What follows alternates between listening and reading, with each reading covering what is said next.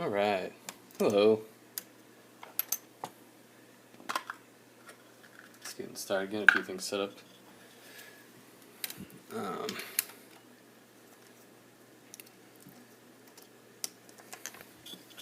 Yeah, hi everybody.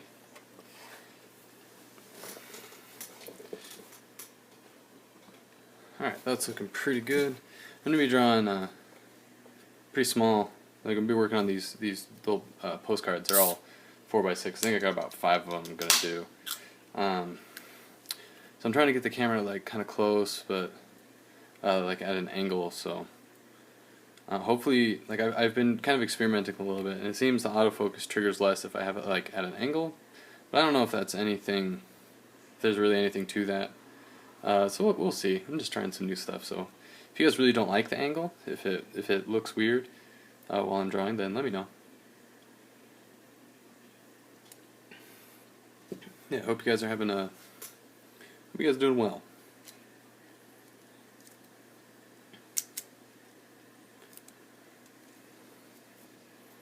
I'm feeling the love already. Thanks, guys. So I think I might switch up the pens a little bit, but I'm going to try to...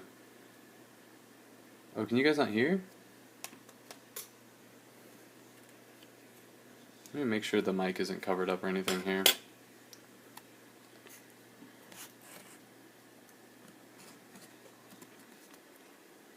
Oh, you can hear. Okay, good.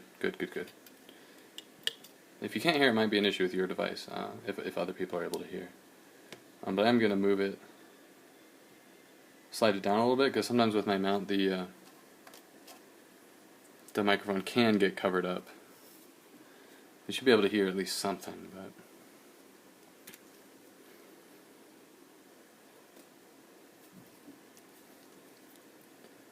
as far as like my inspiration, that's kind of... I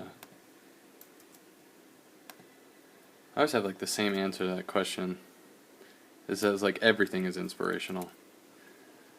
Like inspiration is just kind of a conglomerate of everything that you see, hear, do, experience, anything that has an impact on you.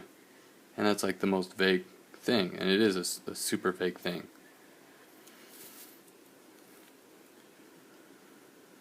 So it's hard to say, I can say like, oh, this movie inspired me, but it's impossible to say this is the one thing that I get my inspiration from.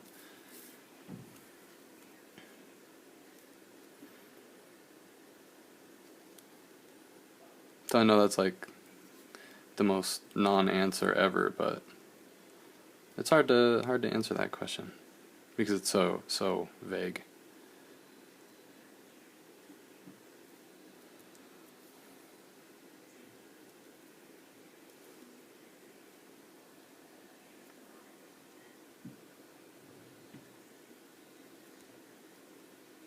Have I seen any good movies lately? I honestly don't like watch a lot of movies.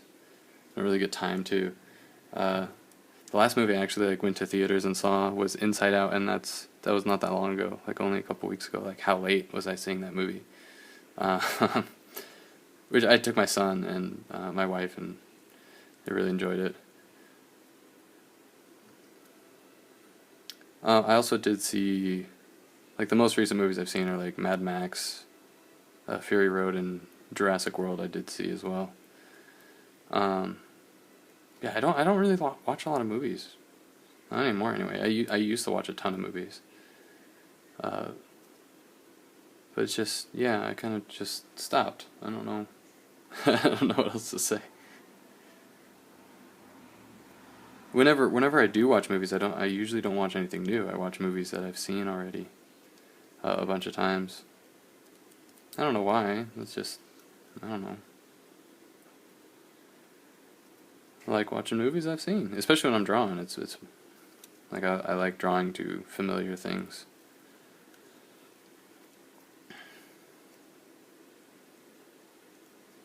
And somebody did ask about my influences.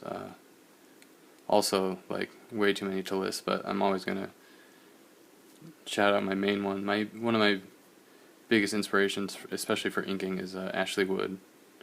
Really amazing artist. Mobius, huge one. Jamie Hewlett, big one. Guillaume Singelin, Blackie Junk, good one. Okay, good. So it was all your fault. I'm glad you have audio. Now, I'm actually glad it wasn't me. I'm also just being snarky, so sorry about that. Sorry, not sorry.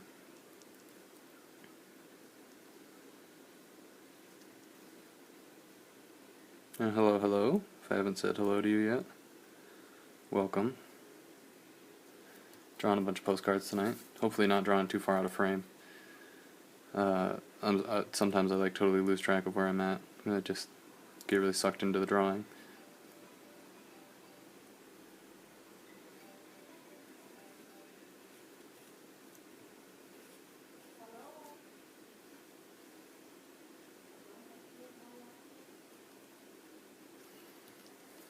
Yeah. Thank you. Thank you. Thank you so much.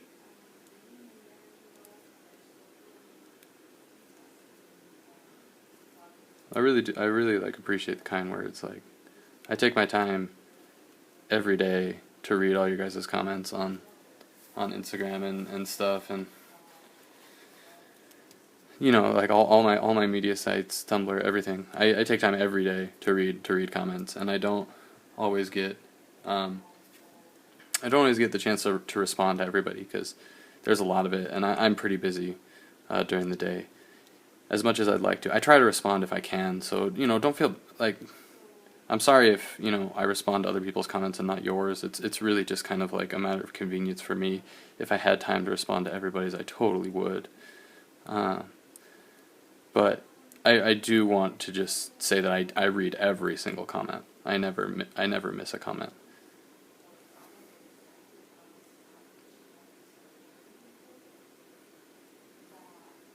So yeah, and especially if you you guys send me emails. I know some people send me emails occasionally to ask really specific questions, and sometimes it takes me a really long time to respond to those too.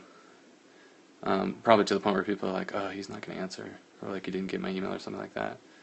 And sometimes that is the case.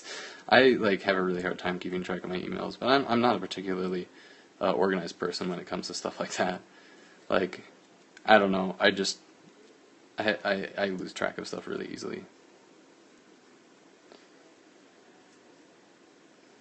Sorry if you're having a bad connection, guys. It may be partially on my end, because there are quite a few people in the house that may be using internet right now. It should get better as the night goes on and more people go to sleep. I'm pretty much always the last one awake, so it won't last forever.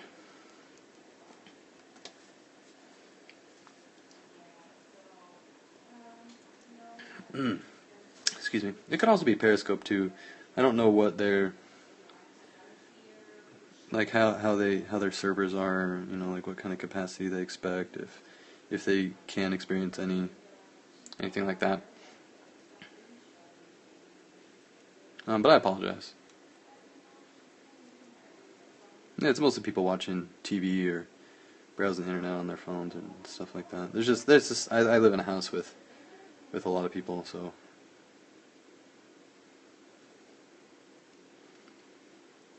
I hope it's not too terrible, and I apologize if it is.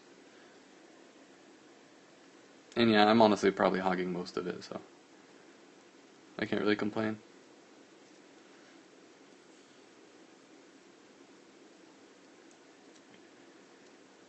Okay, good. So some people, it may be people, maybe that are farther away or something like that, are not getting as good of connection.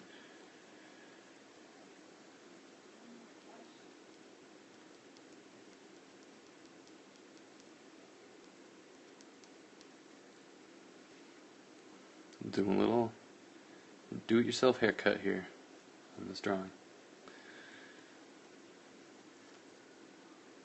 And just generally trying to experiment with some different body types and proportions too. I always like to do that. It is still Monday. That's not so bad.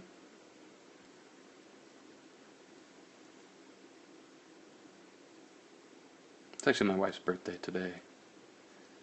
So she took the day off of work and we spent some family time together, which is really nice. So you can wish her a happy birthday, because I know sometimes she probably will watch the replays on these. Yes, my fake wife.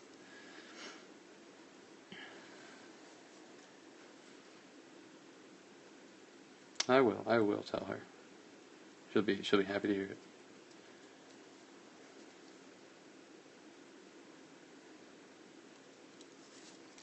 Yeah, pretty good. And my son has just started figuring out like what birthdays are all about, so he likes to sing and stuff. So we actually went to Party City to pick out some decorations for his birthday, which is the end of this week. And so he thought it was his birthday today, because we were like, celebrating for my wife, which was really funny.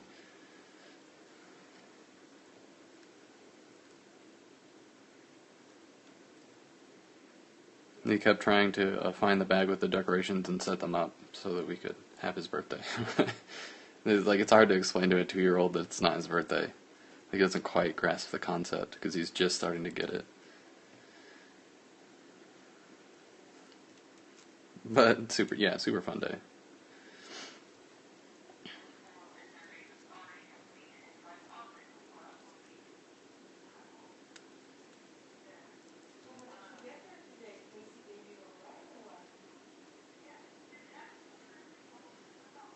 Yeah, actually going to be going too. I might not be streaming too much this weekend. I wanted to give you guys a heads up because I will be going out of town for my son's birthday, which is, like I said, at the end of the week. So I may not be around this weekend to stream. If I have time, I'll do it. But I'll just have to play it by ear. I don't really know like exactly where I'm going to be and when, and if I'm going to have internet. So chances are, like, if anything, I'll be able to do like some Sunday night, because we should be coming back Sunday night, but I don't know if we're coming back like really late Sunday night. We're just going on we're just driving, and we're not going far, but I don't know when we'll be back, so I'll have to play that by ear. So I apologize for the uncertainty there, but I'll try to keep you guys updated as much as possible.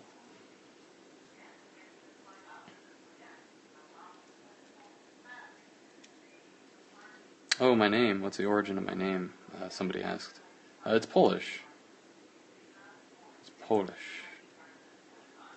Marek is the Polish pronunciation. I quite like it. I really like my name a lot.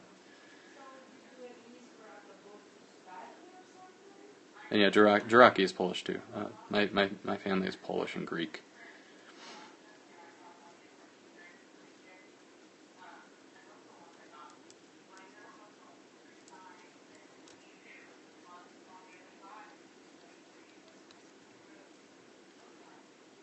Yeah, I have never actually been to Poland. I really want to go.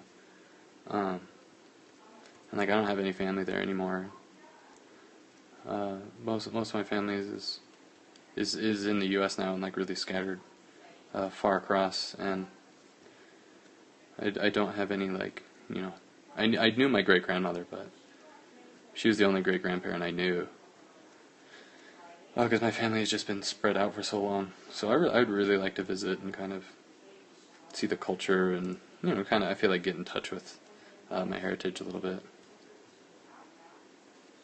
That'd be fun. Plus, I've never been to Europe, so I kind of want to do like a whole tour there. Probably when my son is old enough to travel on a large trip like that.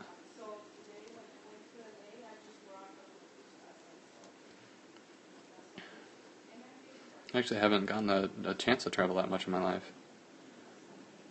But it's what I have done, I really have enjoyed. I want to do a lot more. But it is what it is when you have a kid and stuff. Things get kind of complicated. So it'll happen someday, but it'll be probably a year or two, at least, until we feel comfortable taking our whole family anywhere big like that. And yeah, that's what I hear. Somebody mentioned that it's a great place to visit. I hear it's really fabulous.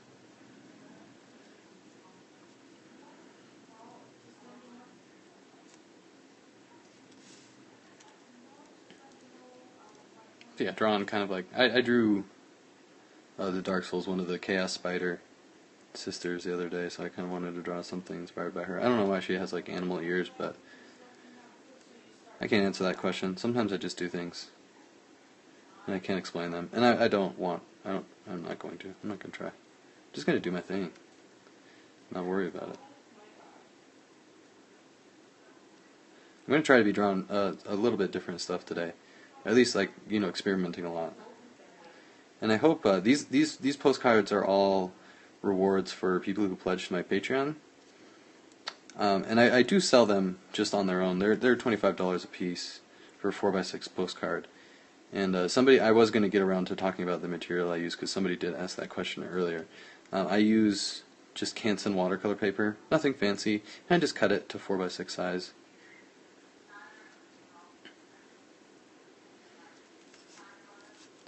And I used to send these just like postcard style, but a few of them got damaged, and originally I was like, oh, well, it's part of the charm, but people are paying, that kind of money for it, then I decided to send them in actual envelopes, because the cost wasn't that much more, and they'd be better protected that way. So I put them inside little, like, sandwich bags, like Ziploc bags, and then put them inside the envelope, so just in case they get wet, because that's what happened when it got damaged, so I try to avoid that as much as possible. And like learning how to like ship products has been such like a trial and error process for me. I had several pieces that got just totally destroyed by USPS, and this was by postmen that would, bend it when it said, please do not bend on it.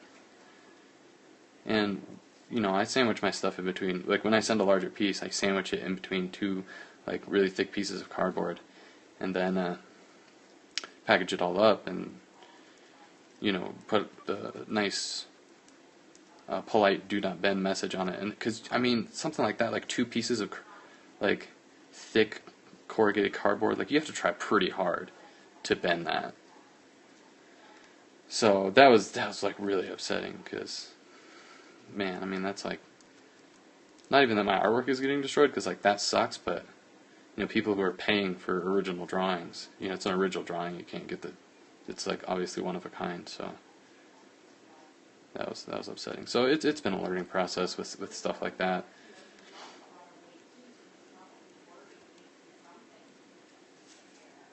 So yeah, here's that. That was a fun one to do. A little bit, I don't know, kind of out of the ordinary. Not really. Thank you. I try to take very good care of my hands. I live in the desert, so like dry skin and like hangnails and stuff is like a constant problem, and I work with my hands, so it's frustrating to have dry hands. So I buy very, very expensive products,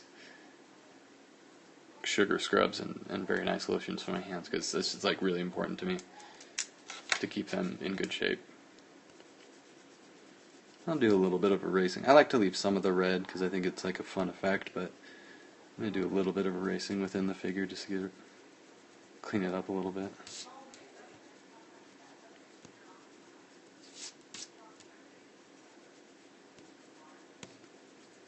Yeah, it's my wife. I always tell her, like, because she's really into like beauty products and stuff like that. So I'm always telling her, like, find the best, most expensive hand products you can buy and like get them for me, please. And so she has fun, because she likes to shop for that kind of stuff, so she has fun doing it, and I get to use this stuff. Yeah, so there's that. I'm just going to put my little thing on it. Somebody's trying to FaceTime me. I should have put like unavailable on the thing, because I'm on my iPad. So, yeah, sorry about that if that cut out or anything. I'll make sure to do that next time.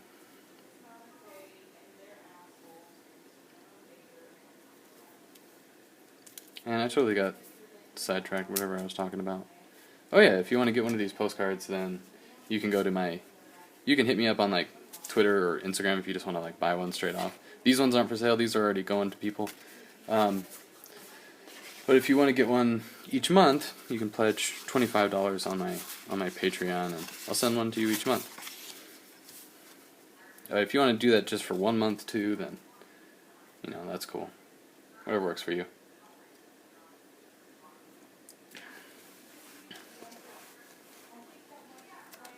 I'm going to take just a quick 2-second break, and I'll let you know what pen I was using. I'll talk about the pen I was using. I'm using the Hi-Tech C Kaleido multi-pen, and that just uses inserts that you multicolored inserts, or it has like mechanical pencil inserts and stuff like that. But these are Hi-Tech C inserts, and the one I was just using is a 0.3 millimeter black pen. There's also I have like blue and stuff in here, and pink, and there's all sorts of different colors you can get. Very fun pen to use.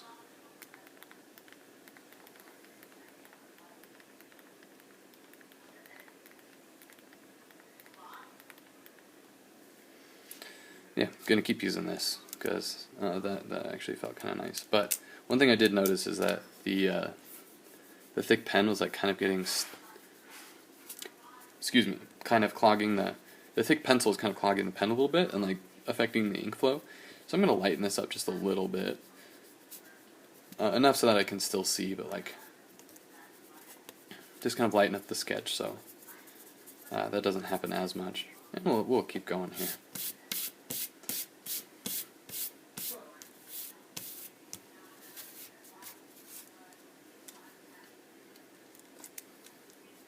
Yeah, doing some sexy postcards. It's always fun.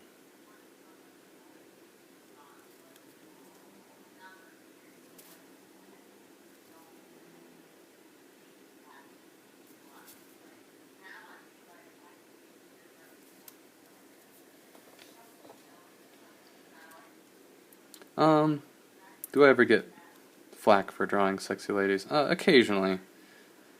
But I don't care. So I don't really worry about it. People are like, is that all you draw? Is that all you know how to draw? Or like, you just do the same thing, you're one trick pony. That's not true. I draw a lot of different stuff on the regular. A lot of it is client work, so I don't always get to show it. And I don't always post it on my Instagram when I do client work, so that's always different stuff, So, like just because you see me drawing a lot of stuff, just because that's what I post, doesn't mean that's all I ever draw. This stuff is the stuff that I draw for fun after I'm done drawing the other client stuff. So, like, yeah, haters gonna hate. I'm not worried about it. I'm just gonna do me, continue to do that, and not worry about it.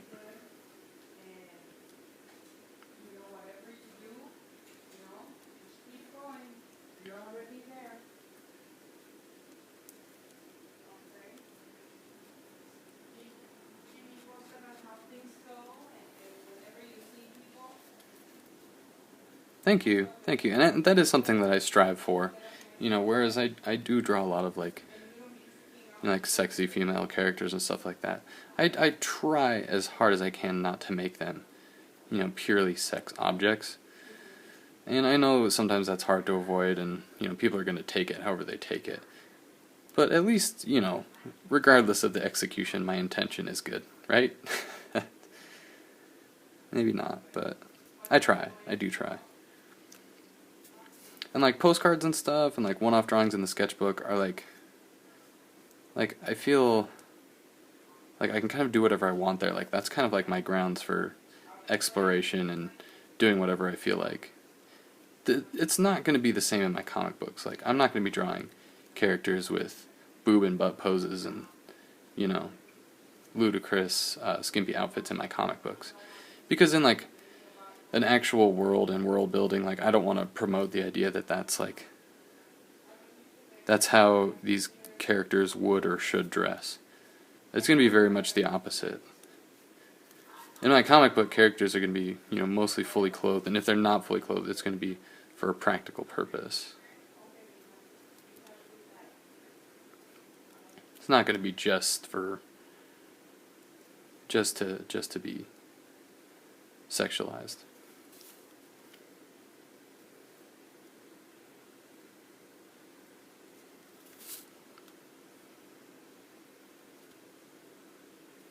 Because that's something that's important to me, is making characters that are realistic and not just objects.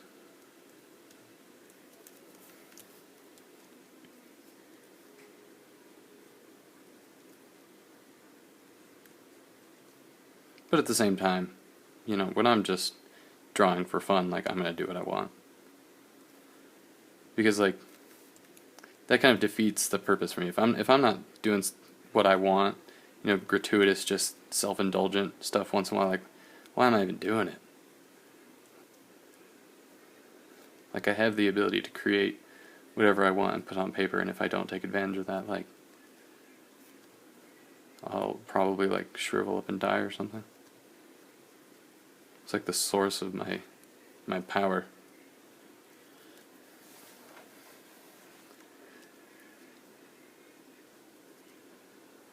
Like, I'm actually, multiple thousands of years old, and, like, drawing gratuitous female characters keeps me young. Man, imagine that would be great. I'd live forever by drawing sexy women.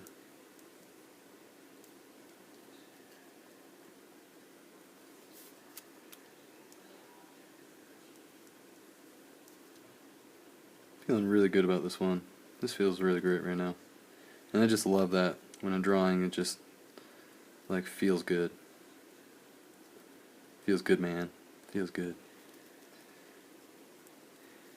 You just feel like you're on the right track, and, like, the lines are just working out for you and everything's just falling into place. Like, that's what you live for as an artist. That is what she said.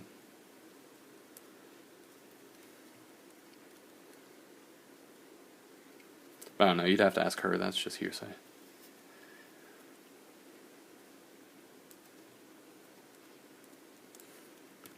Yeah, welcome everybody I haven't said welcome to. And thanks for stopping in. To everybody that I haven't said thank you to. And to those people I already have said thank you to, you get more than one thank you for getting here early. I'm feeling more lively tonight. Last night I was streaming and I had some stuff to work on, but I was just like beat. I wasn't really tired, I was just kind of like mentally drained, so I just like couldn't get my brain into talk mode and like stay there. Like, I would talk for like a little bit and then just be quiet. Be like, oh yeah, I'm streaming. I should probably say something. But I'm feeling more lively tonight, so all is well. I had a really good day too. I always just like have more energy and feel better about stuff when I have a good day. Not that I had a bad day yesterday. I also got an update on the Patreon stuff. I talked yesterday about how content was being stolen from my Patreon and being posted on other websites without my permission. I got an answer back from Patreon that they are working on that, and it's not the first time this has happened. It's happened to many, many other people, so they're on it, which was very reassuring, so definitely feeling better about that too. Like, I'm at peace with that. And I did have to remove, like, my art books from Patreon to download, because I had to have them download through Dropbox because they're large files. So I was giving people links to my personal Dropbox to be able to download those files. And until that's like, that situation is worked out, and I've removed the accounts that I believe to be bots, or the fake accounts that they were using to take my stuff. But until, like, I will repost those. Like, those aren't going to be gone forever. If you're on my Patreon, or thinking about being on my Patreon, and like, hey, like, I thought I was going to be able to download art books and stuff, like, you totally will be able to. I'm just kind of like waiting until I like get a little bit more news on that, to see what's going to be the safest way to share those. And I may just, until that gets like really sorted out, I may just like share them with people on an individual basis, which I know is like kind of a hassle, but that may just be the safest way to do it. for now. So we'll see. But yeah, I'm feeling much better about that whole situation, so that's good. And I just kind of like needed to be upset about it yesterday. Like that's kind of like how I am. Like I just need to be upset about something and let it run its course. And I'm like, I'm over it. Like I got stuff to do. I can't be worrying about that all the time. I don't like to be getting like down in the dumps and staying there.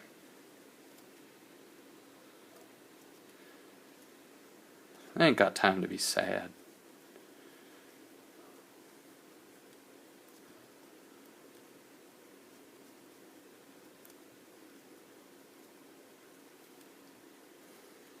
It's not worth it. It's not worth it.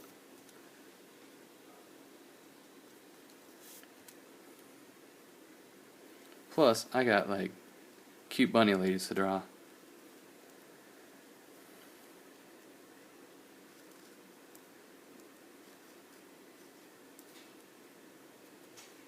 Hopefully they're cute. I think they're cute.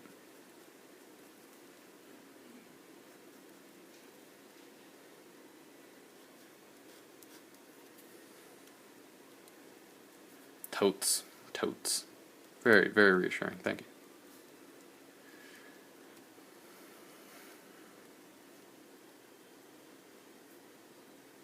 Somebody asked how old my cat was. On a previous stream, I shoved my cat under the camera and had her talk to everybody, which was pretty fun. She's gonna be 5.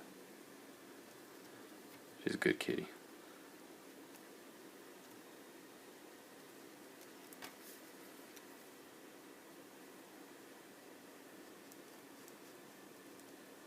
Her name is Persephone, but her nickname is Pooj. And if you saw the cat, you know why.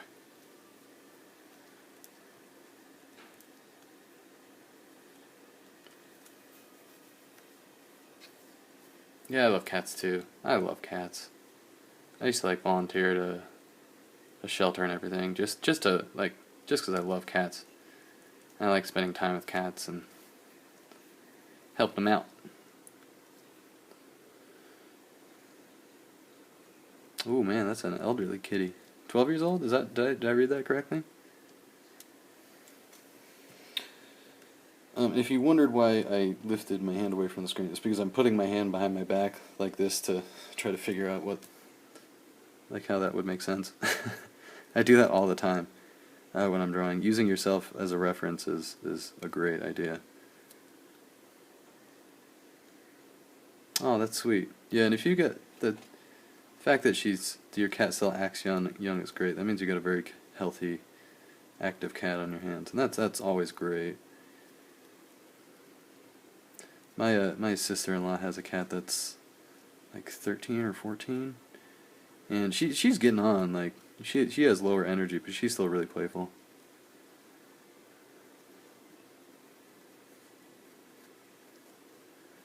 And she acts like she hates everybody, but like she just plays hard to get. She loves attention.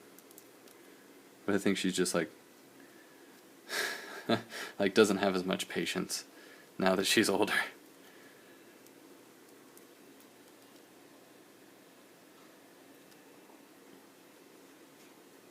Yeah, and somebody mentioned that, like, when I was talking about that I draw sexy ladies a lot, like what my wife thought about it. She actually likes it. She'll tell me, it's like, oh, I like this one, or no, I don't like this one as much, which I think is really funny. But she's just really supportive in general. I'm lucky in that sense.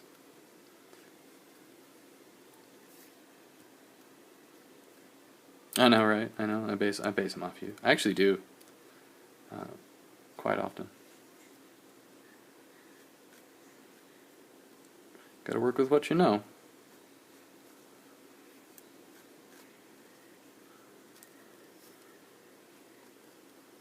I'm attempting to draw a braid that's kind of like unfurling, and I don't know if this is successful at all, but it's fun anyway.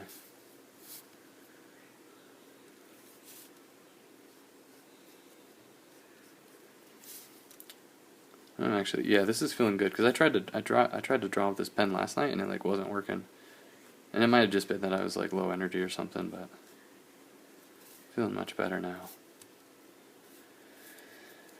I'm gonna do some little like backgroundy stuff here, but there's that, so you see a close up of it before I start adding stuff to the background.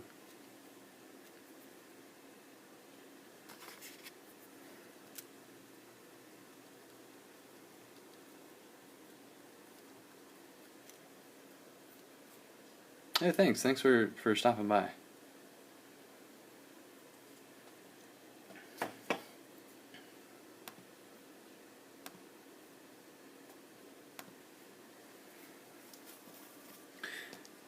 Cool. Yeah, I like drawing fur. Thank you. But not going too detailed, because obviously, like, the character that's totally covered in fur, if you draw lines everywhere, it's gonna look really strange. And it's different when you're coloring. Like, if you're coloring, like, doing the texture of the fur and, like, slight highlights is something that you can do. But I try to just incorporate in the line work and some, like, detail lines, just so you get, like, the feeling of it. Without just, like, shoving it in your face and, like, overworking the fur textures. But yeah, thank you. It's something that I've actually worked on a lot, because I was not so great at doing it when I first started, like working on this kind of like general comic world, and like just drawing like anthropomorphic stuff in general. It's not really something I'd ever really done before, so it was a new venture for me, learning experience, and I'm definitely still learning too. But the fur is definitely something I practice a lot, because I mean, if you're drawing like an entire story with anthropomorphic animal characters, like, knowing how to draw fur in an effective way that suits your style is pretty key. Pretty key, I think.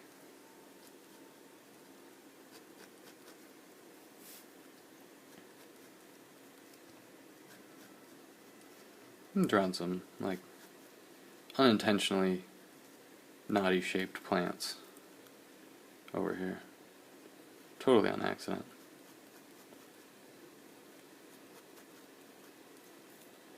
It doesn't matter.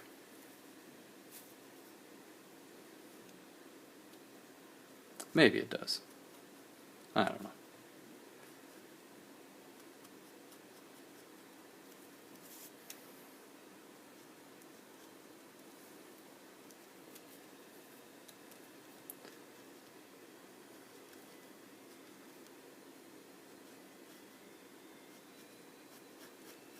Yeah, I also wanted to take a minute to say just, thank you for everybody that's come to watch my streams and has come to follow me on Periscope. Like a bunch of people that are already following me, and that's really, really great, and I just want to say thank you.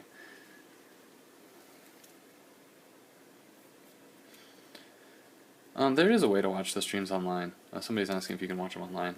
From what I've heard and what people have told me, if you click on the link on Twitter, you can watch it online if you don't have the app. If you like clicking on your PC. Also, I googled it yesterday, I can't remember, so I'm going to look it up really quick.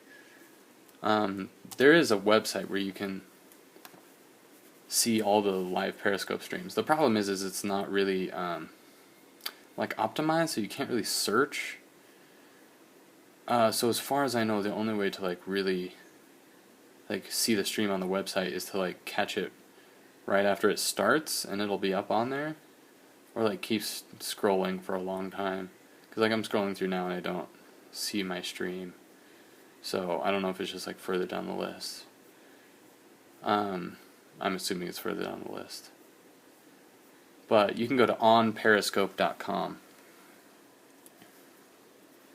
if you wanna see the website, but I'm not on there right now, or at least I don't think I am. And I don't know how to find it, but yeah, onperiscope.com is the website that I saw. If there's more, then I don't know about it. And also, like I said, clicking the link on Twitter,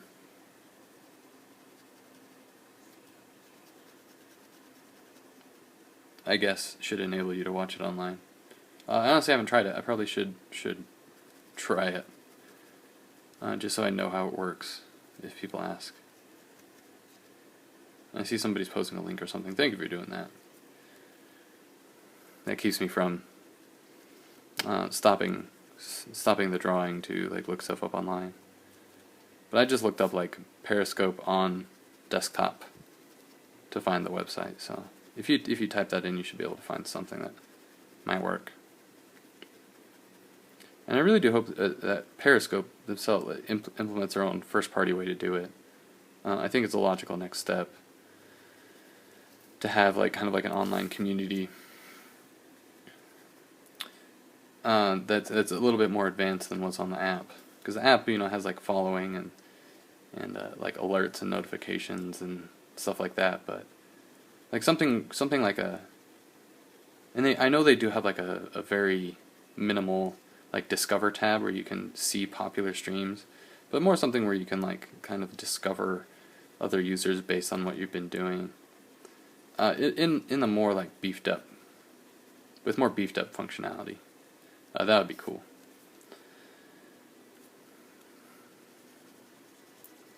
But I've been doing my research as to like into a video camera that would be good for not only recording videos but for streaming as well. And I'm probably gonna end up getting like an HD webcam that would normally be used for like conferencing, because I can use that to record as well as to stream. And I might just start streaming on like YouTube, if that's more convenient, because that kind of like has a little bit more support on mobile and on PC, namely. So we'll see what the future holds. I'll probably keep doing Periscope streams for like special stuff if that happens, but we'll see. I have big plans for the future. I want to like have like a full YouTube channel with like good quality videos and stuff like that, and eventually become a YouTube celebrity, and like maybe rule the world someday would be cool. So you gotta start small though. Baby steps, right? Baby steps. You can't just walk out the door and rule the world.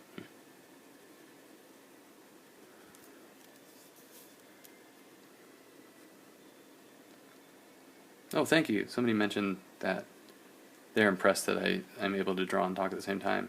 I am too. To be honest, it's not something that I've really done before. But this last like little over a week that I've been streaming regularly, I found that it's like really good for my art and really good for my productivity, and like you guys get to enjoy it, and like it's just like win-win-win like all across the board. Assuming of course that you do enjoy it, and you don't just come here to like spite me. I don't know like why, like you're giving me views and spending your time on me if you're here to just be like gritting your teeth at the screen.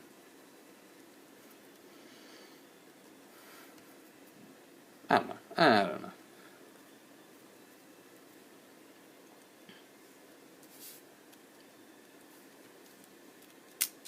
Yes.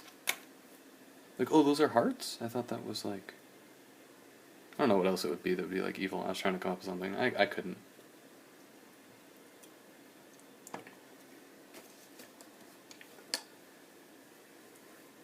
They're like weird shaped bullets. But yeah, maybe.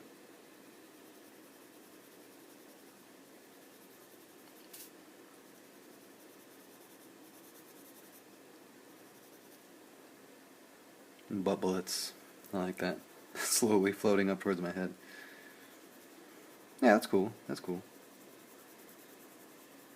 I'm down.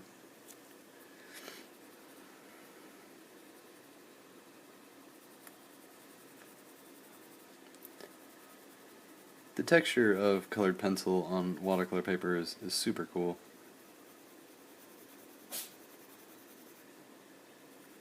I've always really liked it. It's also a good way to block out your figures. Just using like, colored pencil or like a light layer of graphite to kind of fill out the negative space and make your character stand out.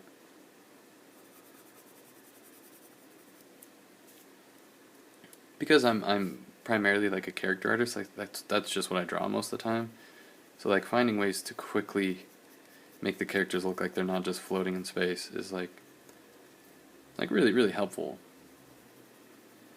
And just doing like I do like simple ink washes, or like even like flower petals floating around, or leaves like blowing in the wind around the character, like helps it look like your character isn't just floating, basically. Like, it makes your character look grounded, and that's what I think a lot of artists refer to it, making your character look grounded. It's just like kind of this quality that makes them, appear like they're standing in the ground and not floating, so really, like, activates weird parts of your brain, but it's something to think about if you draw a lot of characters. Like, even, like, as simple as just drawing a drop shadow under their feet makes a world of difference.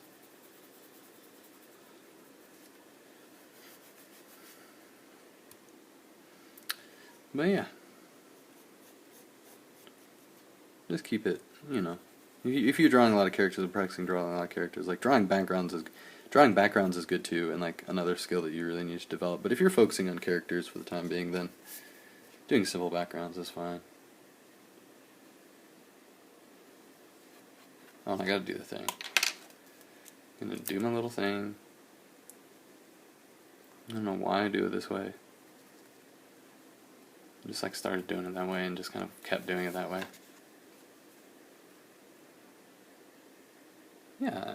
Yeah.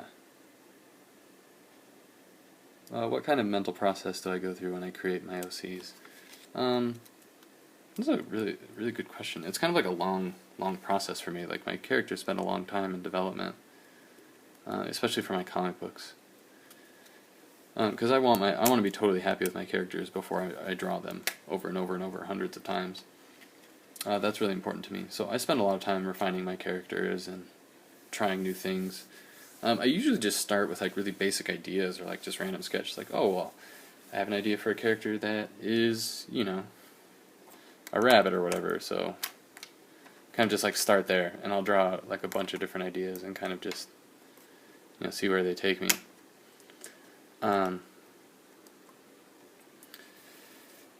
And like, I don't know, it's hard to say, just kind of like developing, like building onto them slowly over time. And like just looking for the things to add. Like, I'm always looking for things to add to my characters, like whether it be like a bag, or a type of clothing, or like drawing a different outfit for them, or a different hairstyle. Stuff like that. I'm always just trying to think about what I can do for my characters to make them more interesting and more personable. And I think about like what makes me my character, in the sense of like what makes me me, and like how much of that is tied to like visual ideas, and how much of that is tied to like my clothing, and how much of that is tied to like what I carry around with me, and that kind of thing. So I try to think about it in like a real life. I try to think about it through like a real life lens. Like, in real life, like, why would this character wear this, or not wear that, or like walk this certain way? And I don't know. I mean, I feel like that's kind of a generic answer, but that's what I do.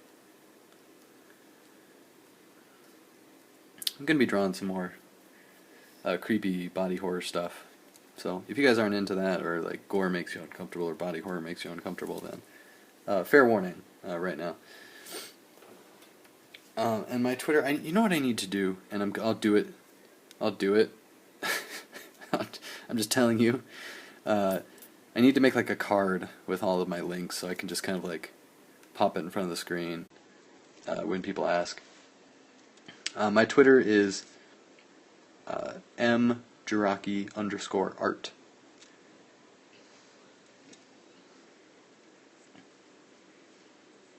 If you want to find me on Twitter.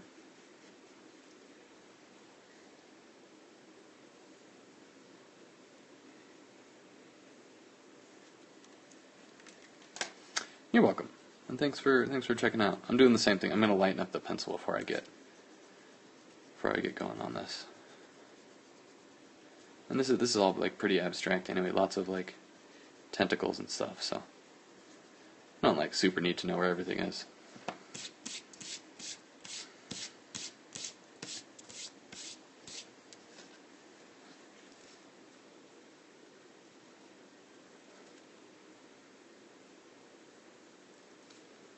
I mentioned last night that I'm going to try to. Was it last night? Or was it during the day? That I'm going to be drawing a lot more body horror stuff, like, regularly. Because it's featured pretty heavily in my comic. I need to practice it. And when I say pretty heavily, that's like really, really an understatement. I mean very, very heavily. Like it's an integral part of the comic. Integral? I don't know. It's important.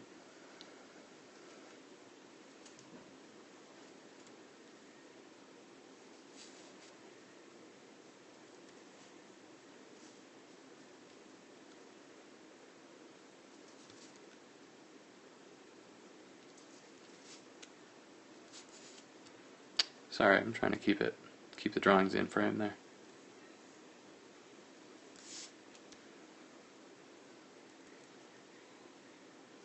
Sometimes I just have to change the angle up to keep it fresh.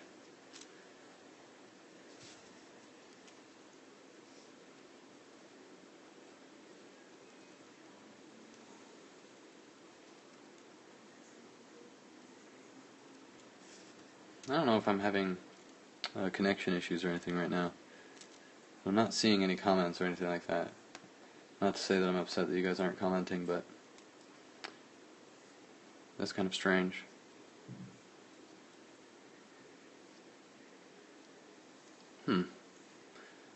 Connection issues. I wonder if it's. I wonder how much of it is the app.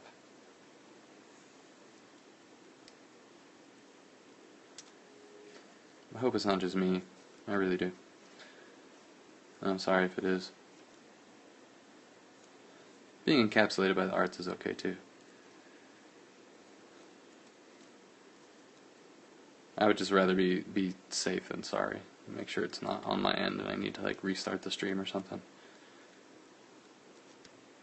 Which I obviously don't want to do if I don't have to. But I will if I need to.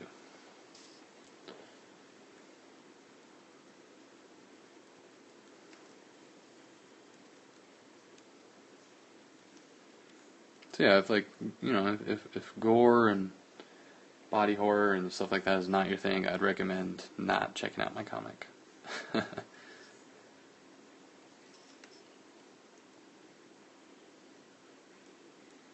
And if you're into that stuff, then boy, is it the comic for you.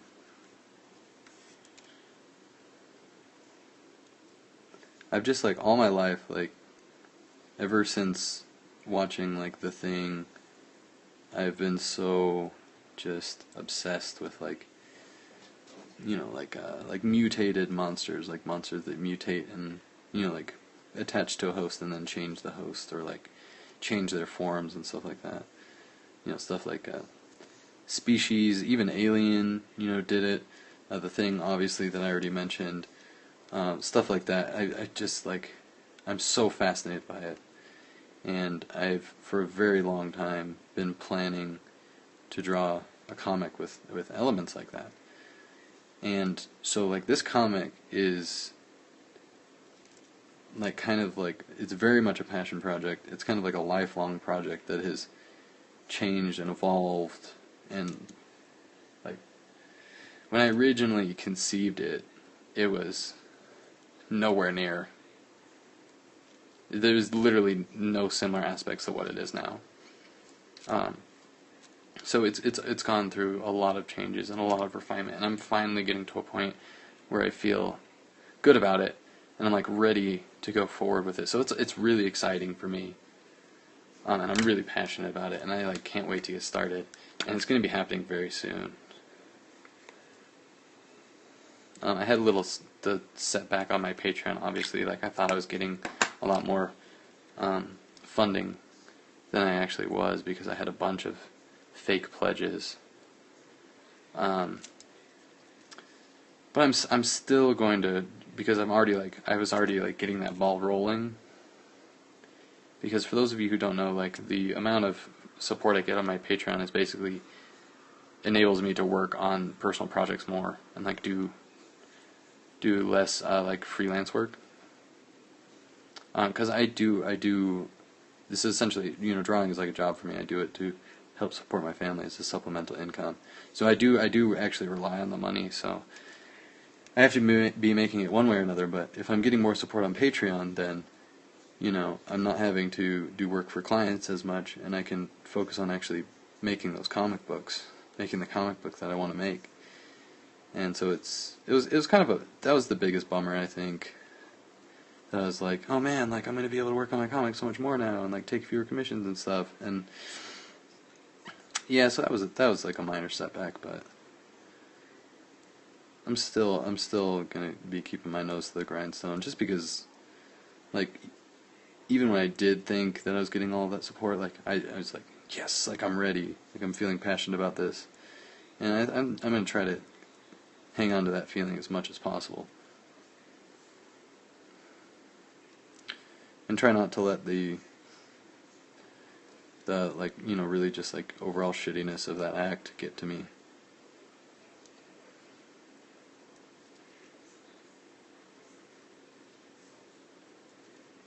It happened to a lot of people too. Like I said, it wasn't just me. It's affected a lot of people, so I can't, really play the victim, because I'm not the only one.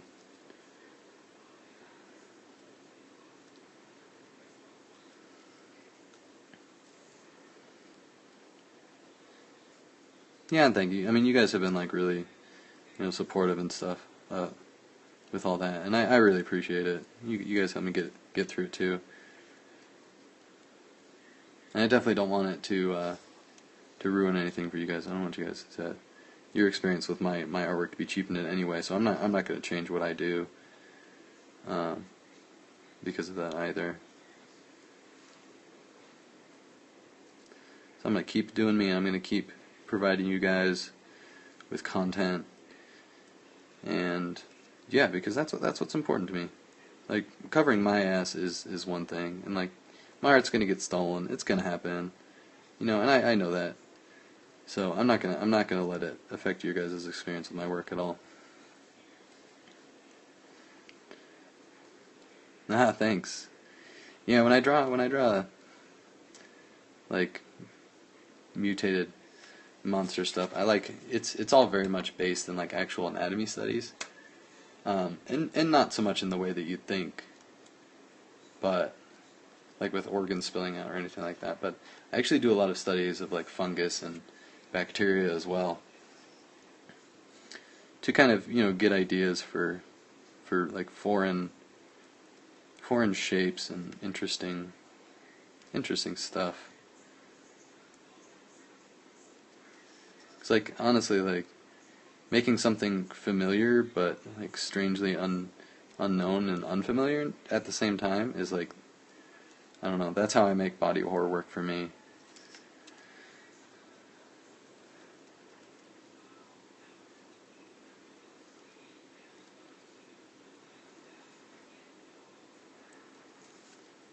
And sometimes I do some pretty ridiculous, like unrealistic stuff, but like I try to base some of it, at least in the sense of saying like, oh, that could happen, or it's plausible, believable, I guess would be the right word to use. I know that's like a super fine pen, so I'll keep giving you guys like a closer look at what I'm doing.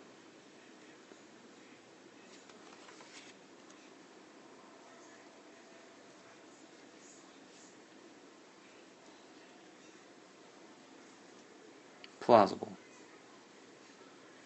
Yeah. Yeah, like Mythbusters. That's cool. Even if it's not possible, plausible is good enough for me. And just like, in general, drawing like masses of like writhing tentacles is just fun.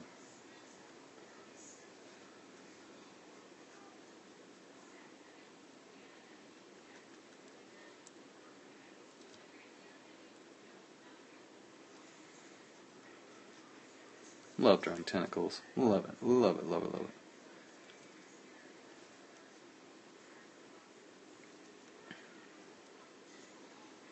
I actually got the amazing very lucky chance when I was when I went to Hawaii um, a couple years ago. It's actually 2.5 years ago, I want to say. It was for my wife and I's like honeymoon. We had like a late honeymoon, and then we went to Hawaii. And when I went snorkeling, I got to see, it was like open ocean snorkeling, and I got to see an octopus up close, and I just like was floating there, like looking at this octopus because I was just so like enraptured by it, like how they move, and it's just like so amazing. And I've of course seen videos, and I've seen octopus in like aquariums and stuff. But, like seeing it like in the open ocean was just like it was almost like a religious experience for me, because I really just and generally love like the sea and like aquatic life, and octopus and squid are some of my like favorite animals, and that was just like a really great experience, and like one that I always remember when I'm to get back on point. It's a memory that I always remember when I'm drawing like tentacles and stuff. Yeah, it was really really cool. It was really really cool because it was just like I saw it swimming, and then when I got close, and I was trying to go like really slow, so not to startle it, because they're pretty smart. Like they'll assess whether or not you're a threat before, like reacting. But I like swam in really slow, and it saw me and like kind of like landed on a rock, and like curled up on the rock. And like if you haven't seen an octopus or seen any videos of octopi when they do this, they can like compress their bodies super small. And so it like found this little crevice, like a little pit in the rock, and like jammed its body into it, and like curled up and started like changing color, which was just like so amazing to see firsthand. Because it's just like when you see it in a video, like when an octopus changes color in a video, you're like, oh wow, like it looks cool, but it's nowhere near, at least in my opinion, like what the actual experience is like actually seeing it firsthand. And so he went from like this like a pretty bright red to like kind of like a grayish beige color, and then as he started getting more comfortable, as I kind of just like floated there watching him, like not moving, as he realized that I wasn't a threat and I was just kind of like hanging out looking at him, then he kind of turned this like pinkish color. Really really amazing experience.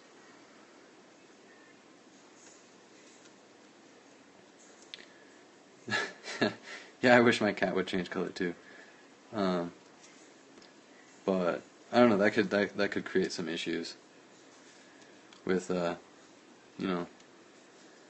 knocking stuff off counters and stuff, and like being able to hide. Because like my cat likes to knock stuff off the counter, studying gravity like cats do.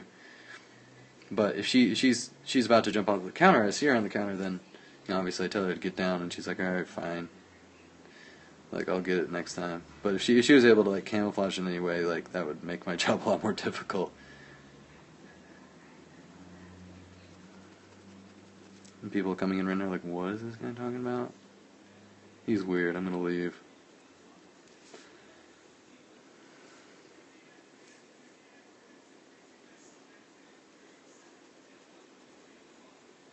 Man, now you're gonna make me like really creeped out by my cat. Oh, that'd be weird. Or if your cat could camouflage, yeah, like vomiting on the floor. If your cat could camouflage, you just like hear your cat like retching, like about to cough up a hairball. You don't see it because your cat's camouflaged, and then you just like see the hairball come out. Ew. Ew. Why did I gross myself out like that? I think this insert is actually, it's a little insert for this multi-pen I'm using. High-Tech C insert is actually running out.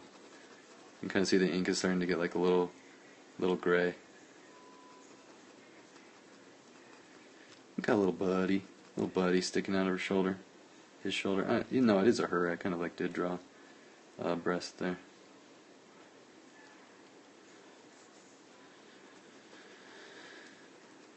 Just sticking out. Just saying hello. Just kind of like, this would be like the parasite, like, after like kind of merging with the host, like popping out. like a big sensory organ type thing. I've actually done like really, really like probably crazily extensive research on parasites and different types of specifically like a lot of fungus, virus, but mostly bacteria. And there's these really like fascinating things that bacteria does when they're multiplying, and like when they multiply, like how their structure is affected, like in different environments. Like I don't know if you guys have seen the study of like how bacteria colonize in space, but when they colonize in space, they colonize in like these crazy, like geometric, like 3D patterns. Whereas when they colonize, with gravity present, just like on the ground or on a surface or something, they colonize in more of like a two-dimensional way, like pretty flat, and they spread out horizontally. But when in a zero-gravity environment, they structure their reproduction differently, their reproductive structure, which is really cool. And yeah, I've seen several comments about The Last of Us and the cordyceps fungus. Yeah, and in The Last of Us, it is a fungal parasite based on a real fungus called cordyceps that I think is most commonly associated with the zombie ants, where it basically gets into the brain of the host, and in the case of an ant, it will make the ant or other insect climb up, like increase their altitude on like a branch or a blade of grass or something, so a bird comes to eat them, and thus the parasite infects the bird. And so, like, I know The Last of Us was kind of like loosely based off of that, and people mention a lot that my parasitic designs kind of remind them of the Last of Us, and I think that's totally valid, because yes, I played The Last of Us, yes, I really loved it, and some of the designs do kind of like permeate into my own.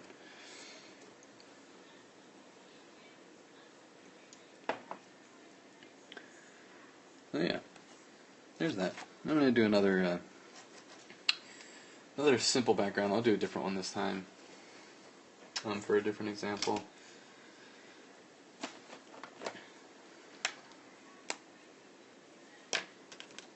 And I'm just going to use this is a brush pen with gray ink, Pentel color brush, and I'm just going to use this with a water brush to kind of dilute it and spread it out.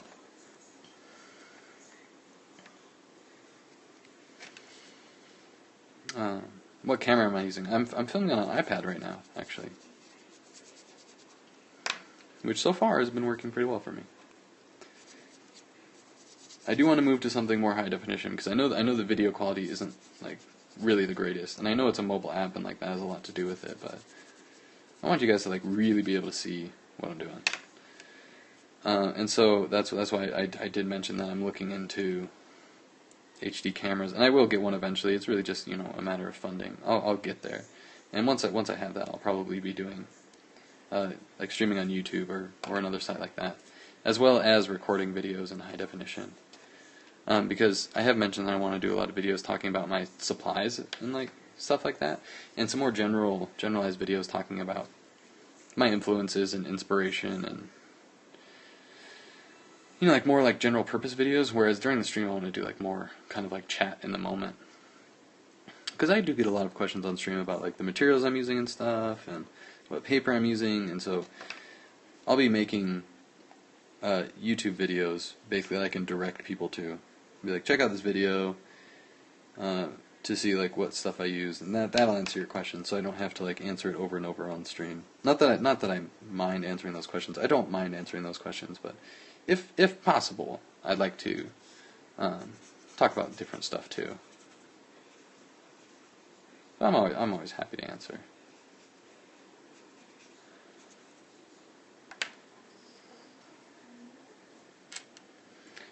And yeah, the advantage to using watercolor paper, even if you're just inking, is you have more freedom to go in different directions if you want to do a cool background or something. Just like that.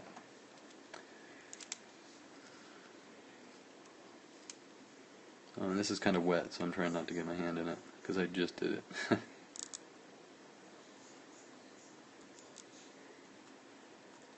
Yeah. There's that guy. Got a regular Michael Scott here tonight. That's what she said. That was a fun one. Feel good about that. I'm just going to keep doing these. I got like 2 more that I sketched out that I'm probably going to do. Yeah, so, I mean, pretty much just however long these take, that's what I'm going to do. I'm going to do another, like, mutated one. And this one, compared to the last one, would be a lot, like, further on in the mutation process. The last one you could see a lot more of, like, what the host would have been. And my focus, and yeah, it does look super, potentially super dirty. And that's another thing I incorporate into a lot of my body horror, and totally intentionally.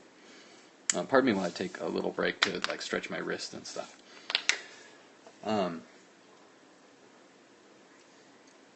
I incorporate a lot of like suggestive imagery, and that kind of helps add to the kind of discomfort of the drawing, I think, anyway. So, yeah, I think it's effective in, like, kind of creating a feeling of discomfort, of, like, innuendo in a negative way.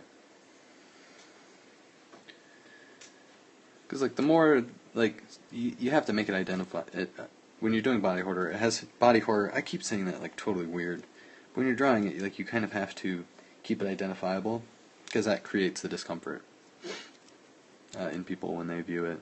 And that's why, like, The Thing was so successful, I think, because they did a really great job, especially the fact that they were using actual, like, essentially like puppets and props that existed in the real world, rather than using, what today would be 3D animations. It has that tangibility to it, a level of tangibility that you don't get from computer-generated images. And no, I haven't watched Hannibal. I hear a lot of great things about it, and that's a really popular show. And I actually have, like a free trial of like Showtime and HBO and all those channels, like for the on-demand, so I can watch it. I just need to like actually do that. And yes, I have. One of the reasons I want to watch it is because I've heard there's a lot of like really great body horror in it. And I'm just a sucker for that kind of stuff. Oh man, am I ever. Anything and anything morbid is just all for me. Can't get enough of it. To the point where like my parents thought I was like deeply disturbed when I was a child. Maybe I am, but I feel like I'm fairly stable. Fairly.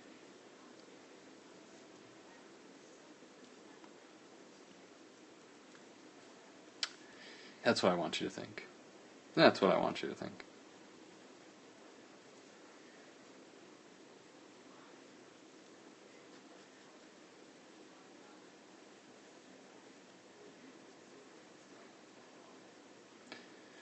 Oh, thank you.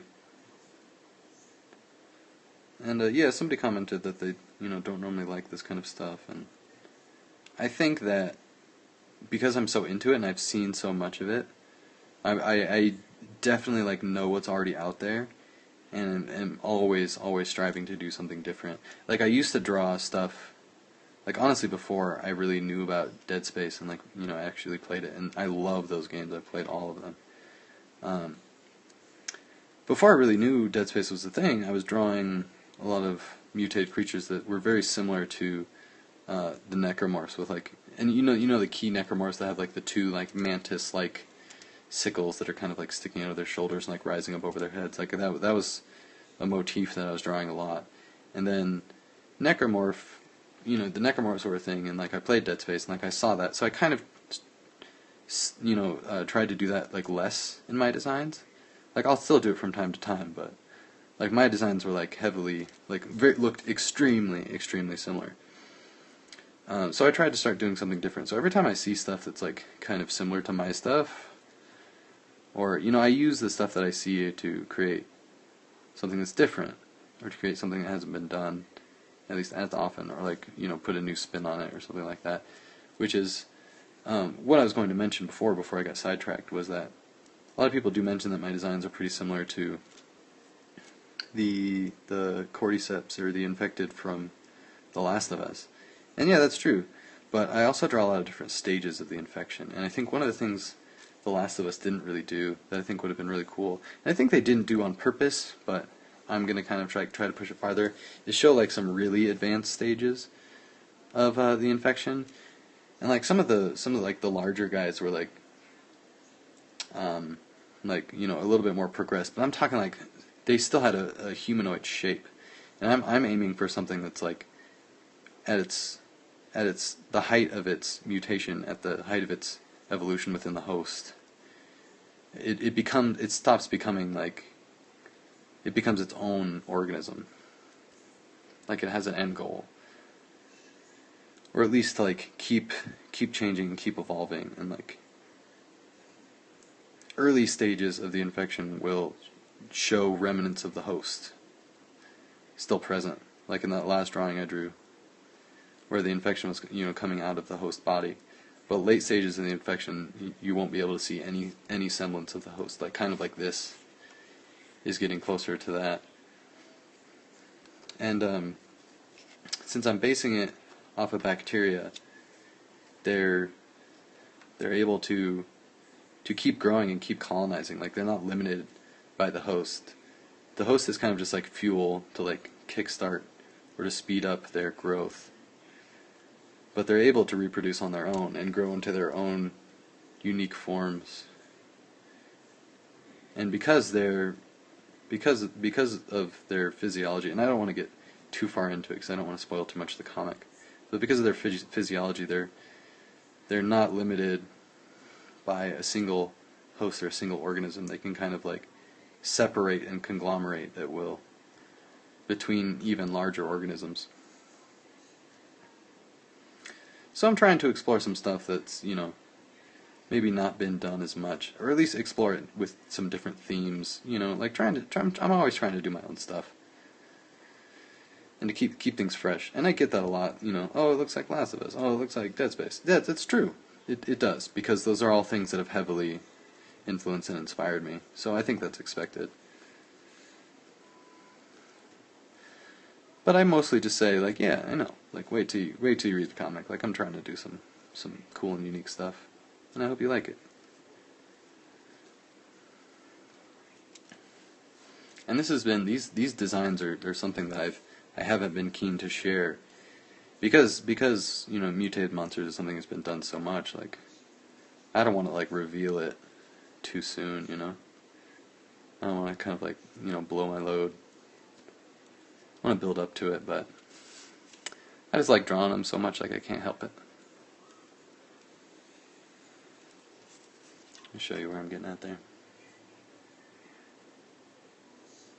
I was drawing out of frame there for a minute, I apologize. But yeah, trying to keep it fresh.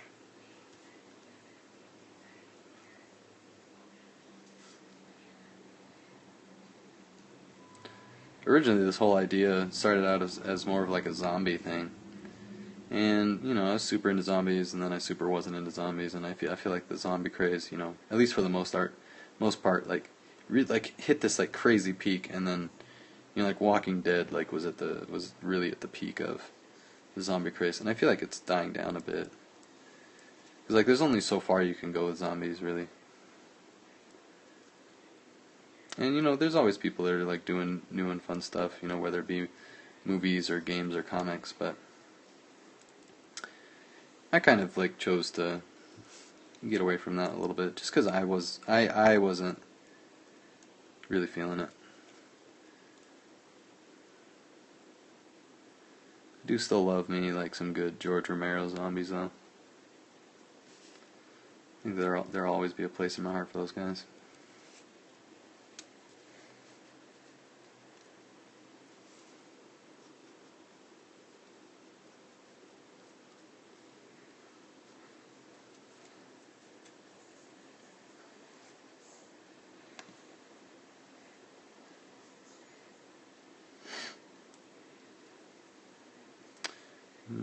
and see you later.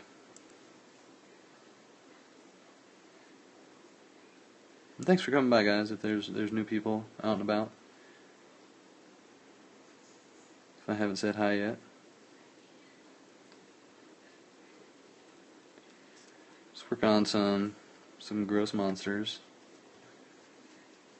for some postcards that I'm going to be sending to people. This is always like, I get to this point at the end of the month when the pledges on Patreon are processing and stuff, I start doing all the postcards, so I can have them to mail out and they're not too delayed.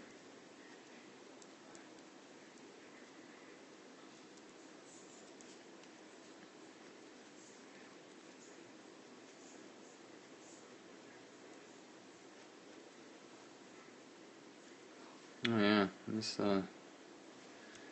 this insert, I'm using a multi-pen. The inserts are pretty small, so this insert is actually starting to die on me. So I might have to, I do have one spare. I gotta order some more. I have one spare, so if it runs out, I'm not screwed or anything.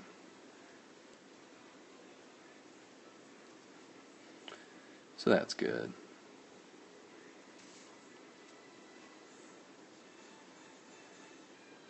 And I hope you guys, if you're having connection issues, I hope it's not too terrible. I'm guessing it's Periscope, because at this point I haven't really been experiencing anything on my end.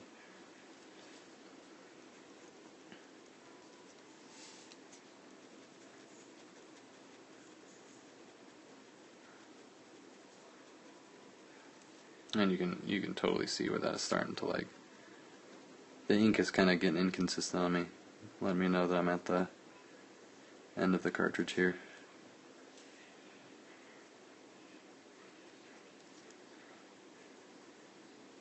Yeah, it's warning me. Yeah, it's like that totally skipped right there. So let me pop in another cartridge here, and I'll take this opportunity to show you guys how this thing works. It's a super cool pen.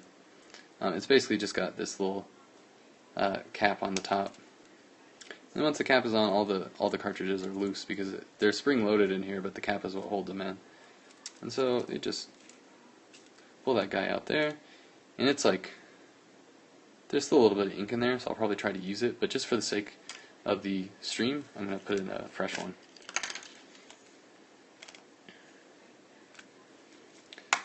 And there's some little notches in here. You won't be able to see it, but there's notches in here and there's notches on the insert that line up, so you stick it in there, and then once you get it about halfway, there's these little notches that you have to line up, so it keeps it in there aligned.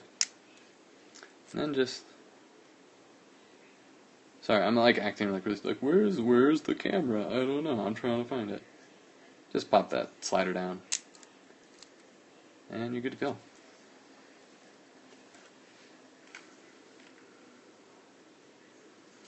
And it's probably going to take just a minute to get it going too. Oh, nope, this one was eager to draw for me. This one is ready to go.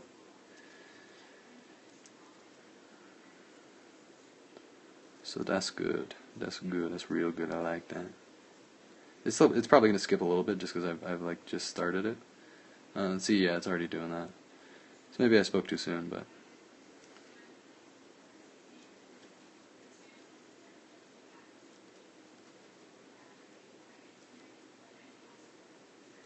I'll use some of that skipping to my advantage to do some cool texture on these tendrils.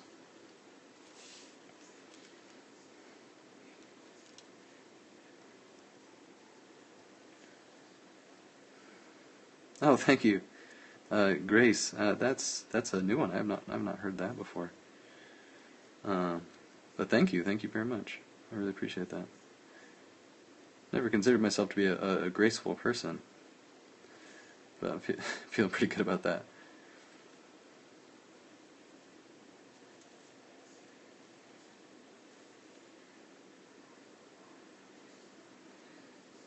It's yeah, it is kind of hard to draw and talk to people at the same time. There's a pressure in my head to kind of keep talking, keep you guys entertained, but it also I can also use that pressure to help me keep drawing, keeps my pen moving, which is what I really like about it. excuse me, just adjusting a little bit. I'm actually going to take a second to scribble this pen out on a piece of scratch paper to see if I can break through this skipping. And these are just the trimmings from when I cut the postcards that I keep to use as scratch paper.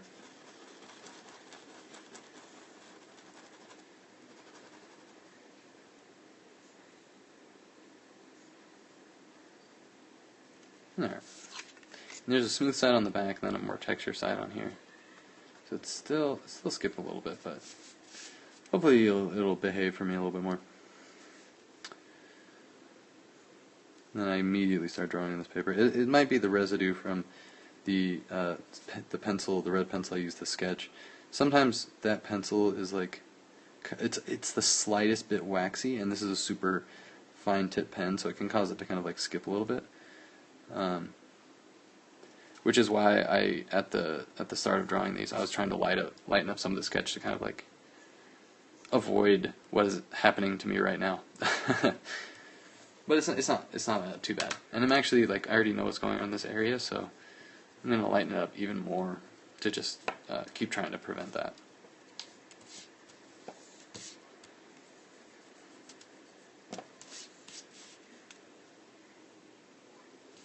And that's already a little bit better over there.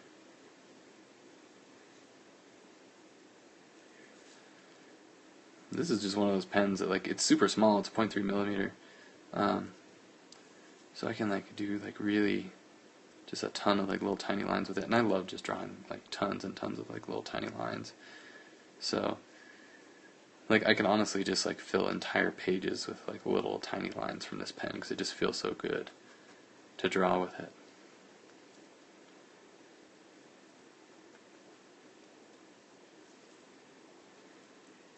It's been the theme of the night. It feels good, man. It feels good.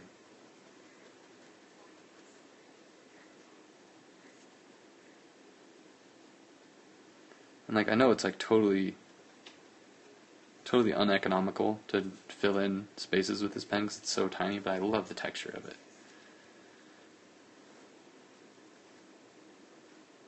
I've actually seen a lot of artists that use really super fine technical pens and fill in large spaces with them, and it's just it takes so much time, but it's a totally unique texture to fill a large space with a really fine pen.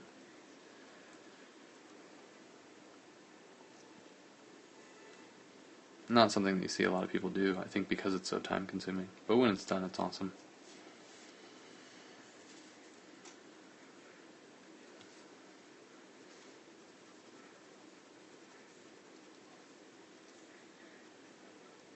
One artist that does that really amazingly, and I'm fairly sure that he does a lot of his final line work digitally, is Loic Locatelli. Loiclocatelli. You can find him on Tumblr, I know for sure. I don't know about anything else, but he does that a lot, where he fills in large spaces with really tiny little lines, and it's so cool. So cool the way he does it. The texture and the motion behind it is just feels good, man. Feels good in my eyeballs.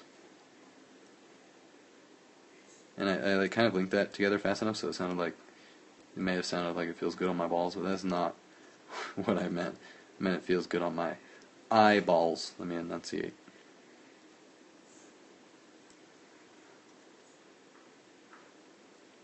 Not that the alternative is particularly untrue. Just not what I meant to say.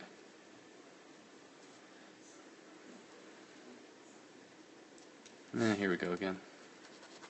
I don't know what it is about this piece of paper right now. Maybe I just got a lot of oil from my hand on it or something like that. But I did put on a nice lotion before I started drawing this, so that may have been it as well. May just be the lotion that's messing with me right now, but I'm almost done. I just need to get done with this already. We're on 69 hearts. if you did one more, I'll be really upset. Just leave it there.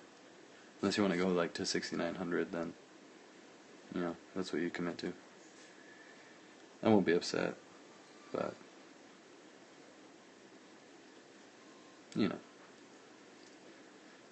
I'm just like, I'm trying to just like talk. Sometimes that's like the downside to like just trying to keep talking, is sometimes you just like say really like stupid, inane things, like not entirely on purpose.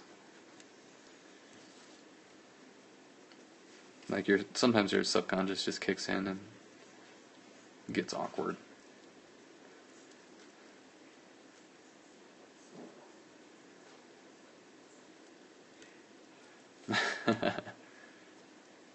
Yeah. I think that's okay. I think it's okay. I don't think people really mind. And honestly, sometimes it's funny, I think. I would honestly rather say something stupid than nothing at all. No, I don't mind. I don't mind. You guys can like my art. It doesn't matter if you think I'm stupid or not. It still works for me.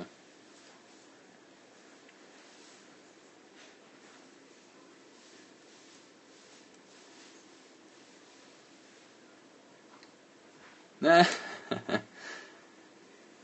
Like, I mean, just in general? Like, they want to talk about reproductive organs in general? Or just, like, talk about their own? I don't know, like, I'm kind of curious now. And it very much in danger of being the only thing I want to talk about.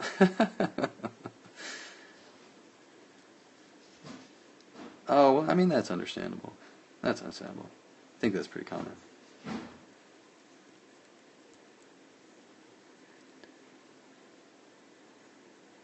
Actually, this is going to be, like, one of the weirdest things I may have ever said in my career. But I've been meaning to draw more penises lately. Like, I totally know that I draw, like, a ton of girls, and, like, I get that. But, like, sometimes I, like, just feel like I just need to, like, even it out and, like, draw a penis once in a while. It'll probably happen. It'll happen when you least expect it. And, like, honestly, I'm pretty sure, like, everybody's gonna be like, whoa. Like, what? Merrick Duraki. He drew that? He drew that penis right there?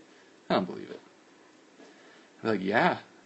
I don't know. I mean, like, I just needed to. Can't even explain it. But yeah, I mean, like, I totally understand the frustration if you're, like, drawing something else and somebody's like, hey, draw boobs. Like, no. Like, it doesn't really go with what I'm doing right now. So, like, yeah, next time, maybe. I totally get that frustration. But, like, honestly, like, it'll happen to me in public, too. Like, it was a while ago, and I was at, like, a restaurant, and I was just, like, sketching while I was, like, waiting for the waitress to come back, or to get my food, or something. I don't really remember the exact circumstance, but I remember what happened, because I was drawing, and I was sketching in my sketchbook, and I was drawing, like, like some dude in armor. And the waitress came back and said, whoa, that's really cool. Could you draw, like, a cat for me? And I was like, no. And that was it. And they were just kind of like, I'll get that water for you, like, I'm in the middle of drawing something, I don't know you, and, like, I'm at a restaurant, and just, like, telling me to draw stuff, like, no.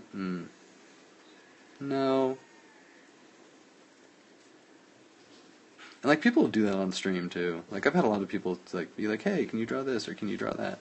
And I get it on stream, because a lot of people do streams where they just take requests. And so I understand somebody coming in and, like, requesting me to draw something, because I don't, like, put it out on my stream, like, hey, I'm not taking requests. If you ask, I'll tell you that I'm not taking requests.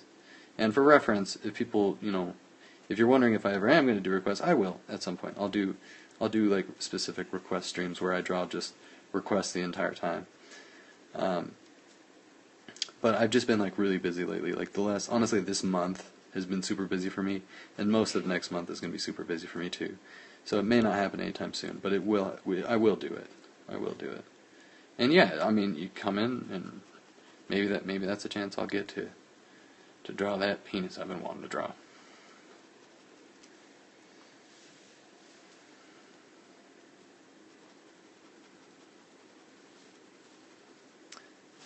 Nothing is sacred in request streams.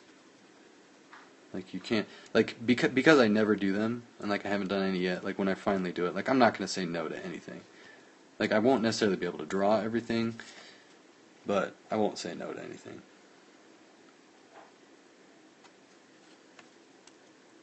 And I'm thinking that next time when I do like the texture for these like creepy black heads, I'm probably going to do a lot more of the focus, like a lot darker in the middle and kind of like lighten up on the sides, because it looks kind of weird, lighter in the middle. That's what I did. Can't go back now. And like I don't just want to like keep scribbling over it. I'm going to a little bit. I say I don't want to do something as I'm doing it.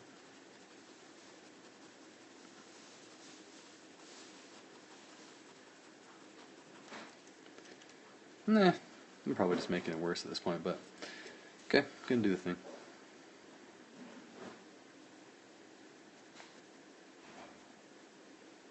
And thanks to those of you that have stuck through the stream and all the strange directions it's gone.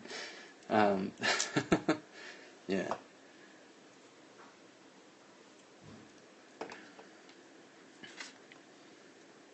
So there's that guy finished up. And I'm just gonna do another example of some BS backgrounding and scribble some red pencil in there. That'll work.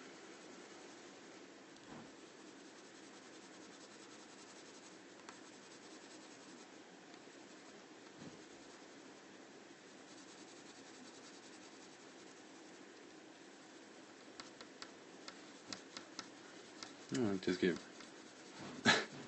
really awkward in the corner there.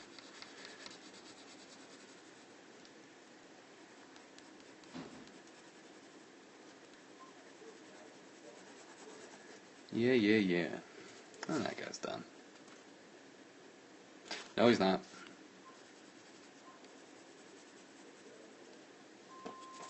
Now he's done. What kind of like shapeless thing? Fun.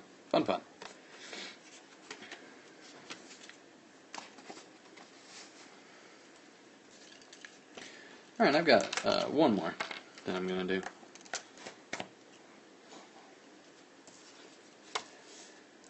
Got like a antelope type guy, cloak with arrows in him.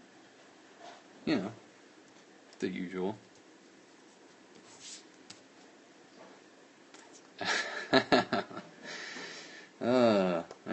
Alright. I hear it. More weenies. Don't be sorry. It's funny.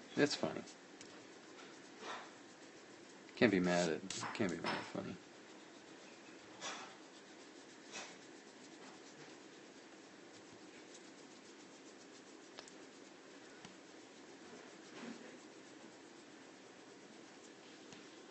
I love the internet, man. I just like, there's some really like awful things on the internet, but I just love the kind of the like irreverence.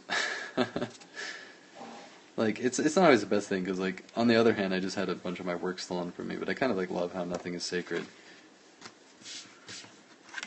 It's a double-edged sword for sure, but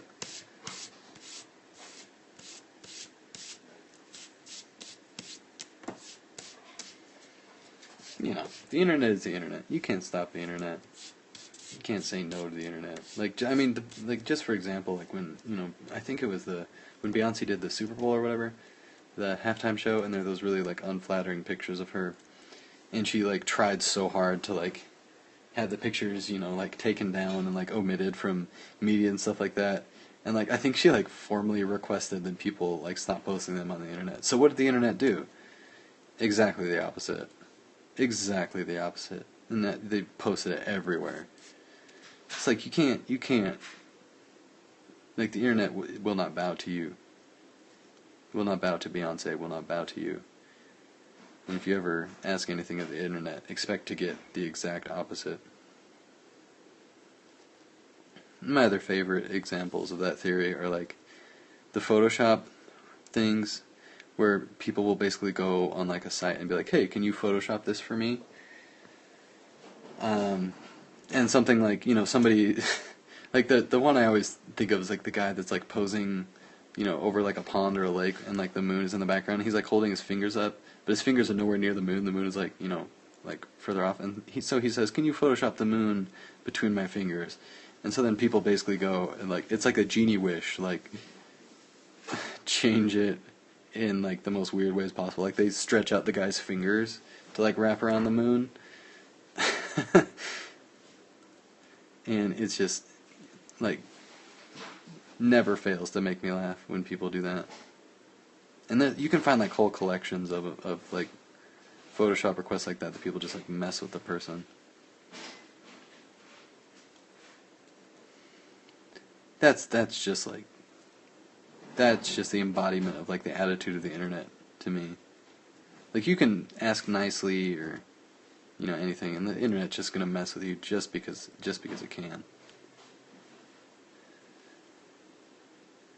Somebody asked what happened to the antelope. I erased it a bit to lighten the sketch because it was really heavy, and I have issues. The pencil's slightly waxy that I use, so sometimes I have issues with like really fine rollerball pens like this where the ink will skip and stuff. So taking up some of the sketch can eliminate some of the waxiness and some of the problems that are associated with that.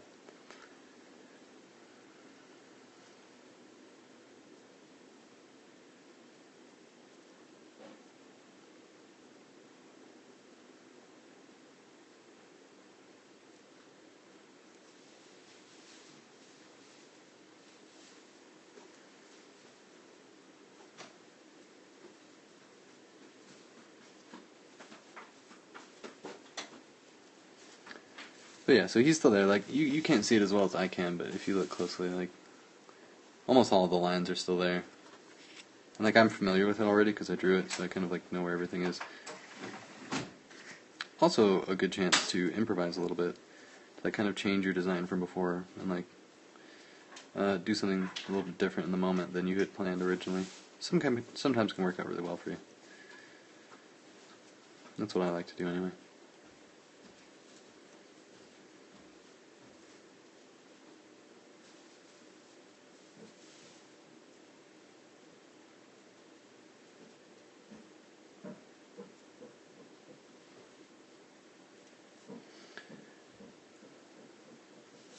Yeah, and then for this drawing, I was pretty much just felt like drawing like a big, like leafy cloak or like a feathery cloak or something, and the drawing kind of just evolved from that.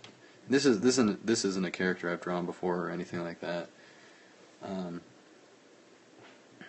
Just something that kind of evolved from just wanting to draw like one article of clothing.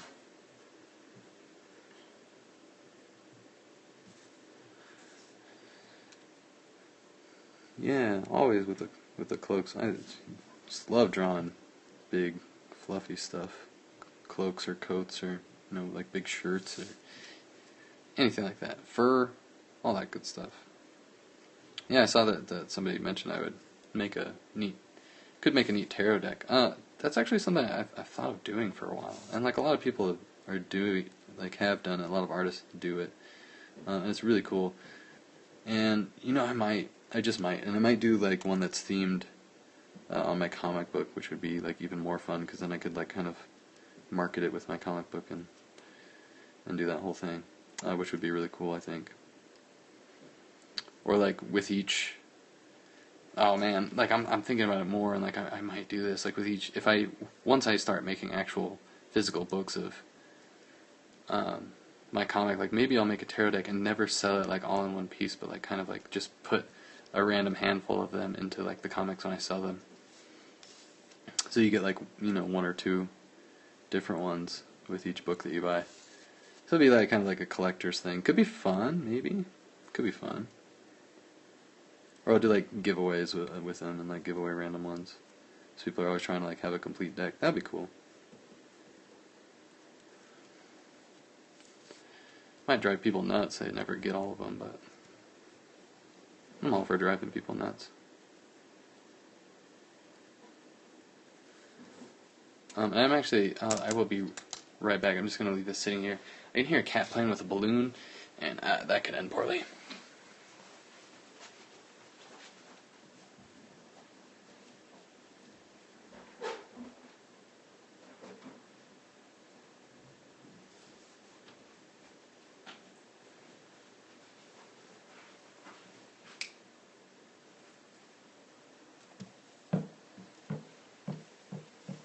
Yeah. So, like I mentioned earlier, went to the party supply store to, or maybe I didn't mention it. I thought about it, so I don't know.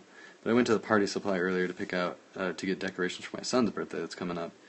And that led him to think that it was his birthday today. But the only way we could leave without him throwing a huge fit was to get him a balloon, and that's not a lot to spend to prevent a tantrum. So, because he loves balloons, and he's asleep now, so it would be bad news for him to wake up to the sound of a popping balloon.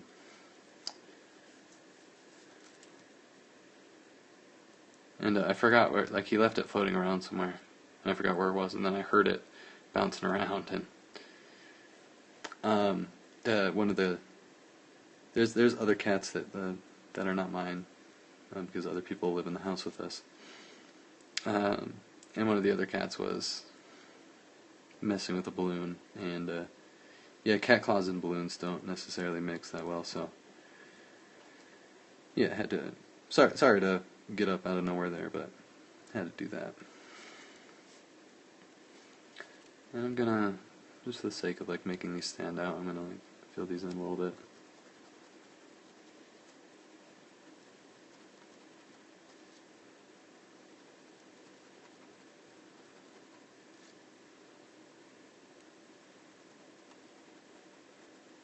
Yeah, the tarot deck might be fun. I might do that. But that may not be for a little bit. I have so much other stuff on my plate that I gotta get out of the way. And I've always really been fascinated with the artwork of tarot cards. That I always kind of wanted to do one. And now that I have like a good way to like implement it and make it relative to my other artwork, like it might actually happen.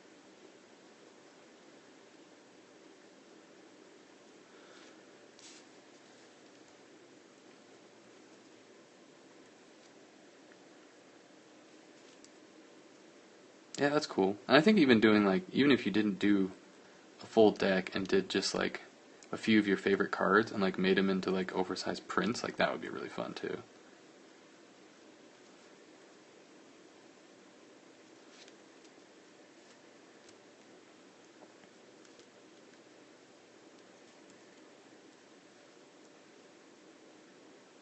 So maybe I'll just do that, like make a print set. I don't know. I'll think about it. Like I probably should find a way to implement it somehow because it's such a fun artistic theme. Excuse me.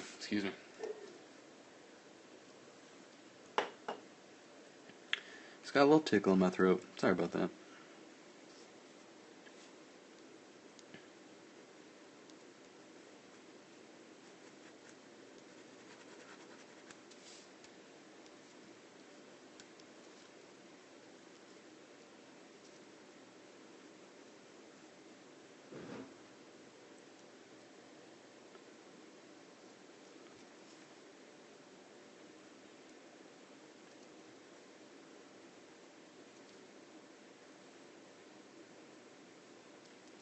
Yeah, it's got like a cloak made out of like leaves or like grass or something. I originally like was thinking about doing like fur, but I thought it'd be weird. I have to be really careful about that. Like in this world of like anthropomorphic creatures, like would they really wear fur? Like I don't know. Like they wear fur, so like that would I don't know. Like that might be weird. It would be like a strange thing to do. So I imagine it'd be a lot of like plant-based stuff. And like like cloth, like silk, not stuff that's like directly an animal byproduct, because it always comes to that. Well, yeah, I mean, yeah, and if it just really depends on, and this is not something I've totally decided on yet. If I'm going to make it a world where there are intelligent animals and unintelligent animals, because that's always something like I kind of think about. That's like kind of strange to think about. And I know it makes sense, because there's like it's the difference between like humans and like primates, like essentially that would be the difference between, in the anthropomorphic world, like a feline, like a house cat, an unintelligent cat, and like an intelligent anthropomorphic feline. And so it's not like totally out of the question, but it's not something I've really decided on yet. So it's just I'm just talking about crosses my mind, because it wouldn't be totally strange for an anthropomorphic animal character to wear leather if it was made from, like cattle, or an animal that, wasn't another anthropomorphic, because, like wearing leather made out of human skin would be totally weird. And, weird being like a vast understatement, but, like, obviously, that's not going to happen, so I thought it would be strange, just in the moment of drawing it, to have this antelope creature wearing a fur hide. Like, I feel like it didn't really go with the character, but yeah, that's a good idea too, to that some creatures, maybe would. Somebody mentioned that in the comments, that there could be like savage creatures that actually did, wear the hides, like maybe even their own kind. Like that would be like a cultural thing, I assume, like if they're like more of like a warrior type people, that's kind of like a trophy. I don't know. Stuff to think about. And also kind of like giving you more insight to like my thought process when like designing that kind of thing, and like world building and stuff, and like all the little details that I think about. It's important to think about the little details, because the little details are what can totally like make or break the suspension of disbelief when trying to create a world, especially one that's not closely based on our own.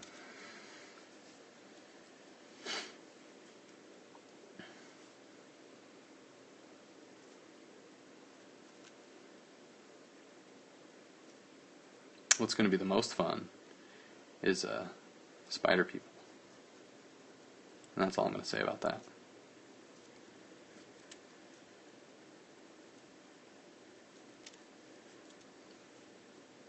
Spider people, spider people. Yeah, spider people. It's like I'm doing like a lot of bugs and stuff. Like, you really think I wasn't gonna do spider people? I mean, come on. I mean like not like girls with spider legs, And those are fun too. Thank you. Those are a lot of fun to draw. But I mean like full on anthropomorphics, actual spiders.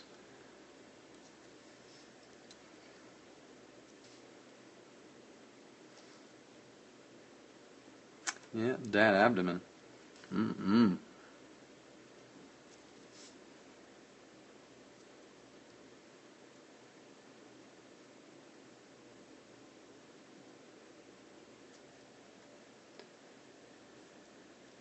It's something about the world that I know? I don't know, like, what? I'm not sure exactly what you mean. I know a lot of stuff about it. I don't know if you mean like, I have, like, I don't know. Oh, like a detail I'm set on. Well, it's gonna be like technology-wise, it's going to be close to like the Dark Ages. So it's going to be kind of like a low fantasy setting, and there's a lot of like kind of history on the planet that it's set on. Because I'm not necessarily like setting it on Earth, because that would be, I don't know, that would be weird. So it's like totally a different planet, and I don't want to spoil too many details of it, but there's a lot of history. It's a planet that's gone through many extinction events, and the landscape will reflect that. One thing I wanted to do was kind of make the flora and fauna in the world like larger than life. Not only this in the sense that the main species are anthropomorphic. The main species on the planet are anthropomorphic animals and insects, which is like a larger than life on its own. Because I haven't seen a lot of like anthropomorphic insects done, at least not in the way that I'm planning on doing it. So I'm really excited about that, but mostly about the landscape. Like I wanted to show a planet that's like totally changing composition wise, like over its lifespan. Like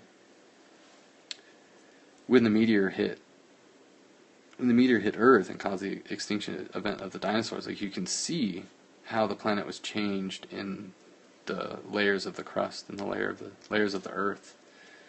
But like I was imagining, like, what if that happened on like totally massive scales, or like something crazy happened and like the entire planet like essentially like turned inside out. Like the core was at one point in its lifetime like had an uneven molten core that was like an oval shape or something like that, and the entire planet like turned inside out at one point, and then like reformed, rehardened, and then life started growing on it again.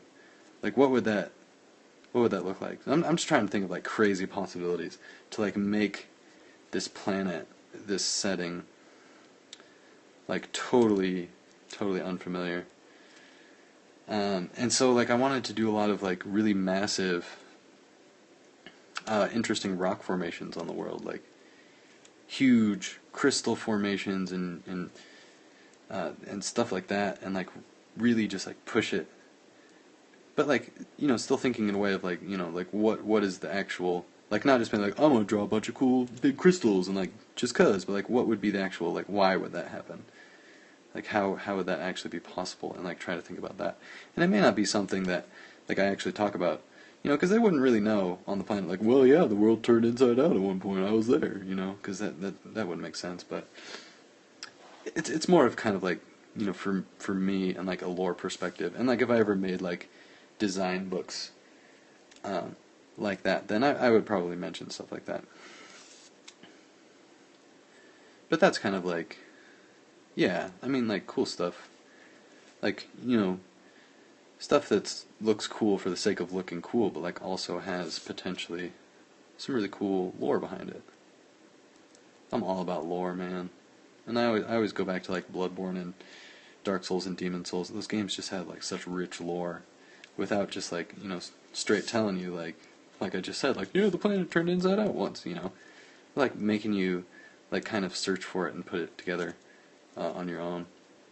Something I really admire about those games, and something I strive to do with my own storytelling as well, is give you a lot of information without just straight up telling you exactly what it is. Because I want people to like interpret it for themselves too. I think that's a lot of like what can potentially make a story interesting, is leaving a lot of things, like giving you hints and giving you clues and giving you part of the story, or like part of the information, or like something to point you in a certain direction, but ultimately letting the reader or the viewer like come to their own conclusions, like automatically without them really knowing it. And I think that's, it's really, I think it's something that's really difficult to pull off, but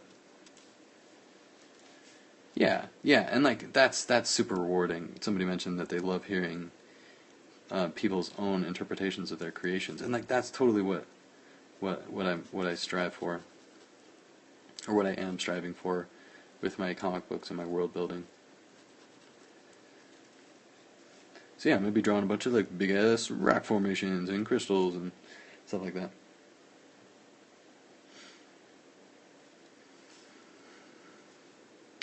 And a lot of like with the origins of the like species and their politics and stuff like that, especially when it comes to, like, the insects and like insect culture.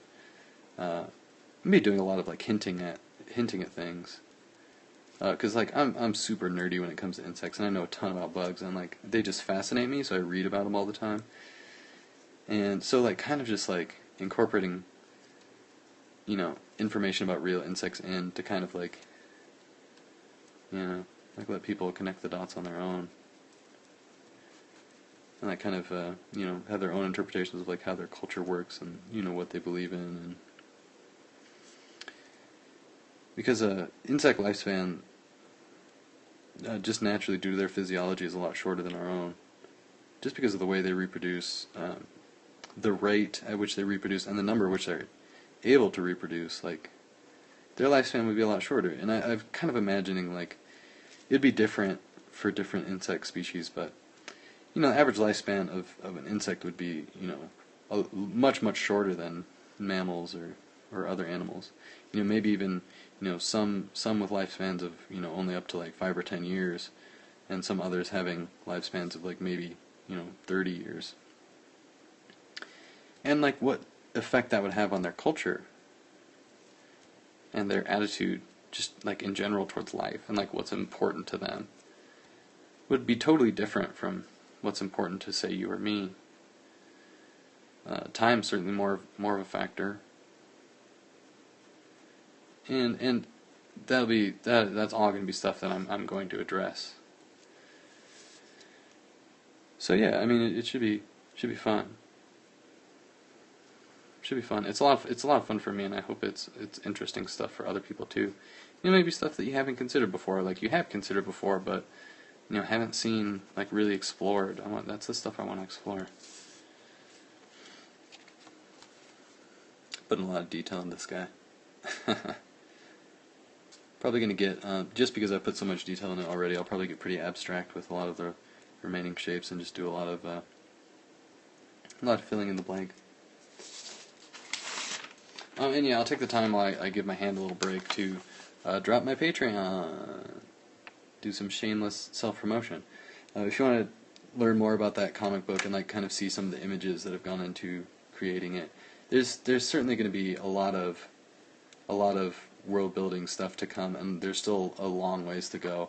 But if you want to help support, if you like that idea or are intrigued and you want to help support it and help it become a reality, you go to patreon.com/mjaraki, and you can you'll learn about ways that you can help support me there. And even if I know a lot of people, like the way things are now, like money is tight and stuff like that.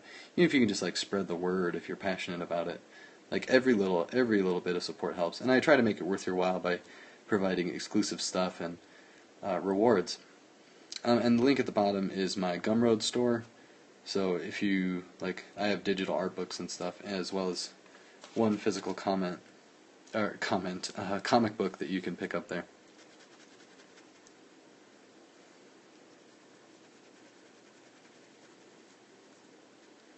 And yeah, thanks for checking it out, and really appreciate it. Even if you want to just like go, there's some of the posts are locked for patrons, just to have some exclusive content for them to feel like like they're getting their money's worth and getting rewarded for supporting me. But there's a lot of stuff on there that's not locked, that you can go and read and like see some images, and like there's even a couple things you can download. So yeah, try to make it worth your while for making the trip over there to see what it is. No, thank you.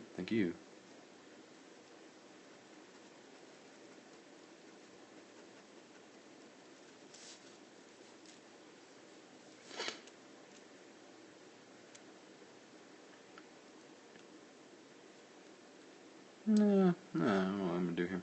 I'm just gonna like start filling some of these areas in. Kind of wrapping up. I'll be wrapping up the stream as soon as I'm done with this guy here. So yeah, I mean, thanks for everybody thanks to everybody that came by and been hanging out and bearing with me while I talk about ridiculous things and go on ridiculous tangents and draw stuff. Just being a likable guy. Thank you. That reminds me of a joke I used to make with some other artists I've spent time with. Artists are just wrists. That's all they're good for. It was like this like character that we like made up in our mind. It was like demanding art director who wasn't an artist themselves. Like, had no idea like what it was like to be an artist, and just referred to artists as wrists as like a derogatory term.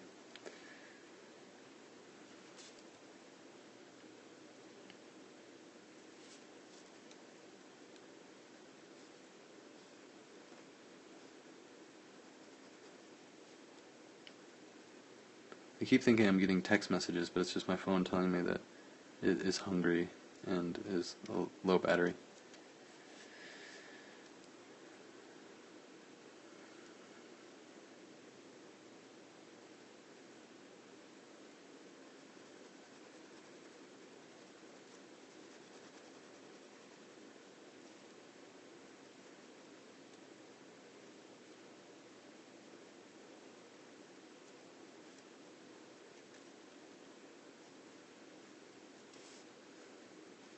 Yeah, thanks guys. It's like, I really appreciate that you guys come out and hang out and watch me draw and chat a little bit. It's like fun for me. I just really like enjoy it. I'm not like a particularly social person, so like having this social interaction with you guys is really nice. It's really nice.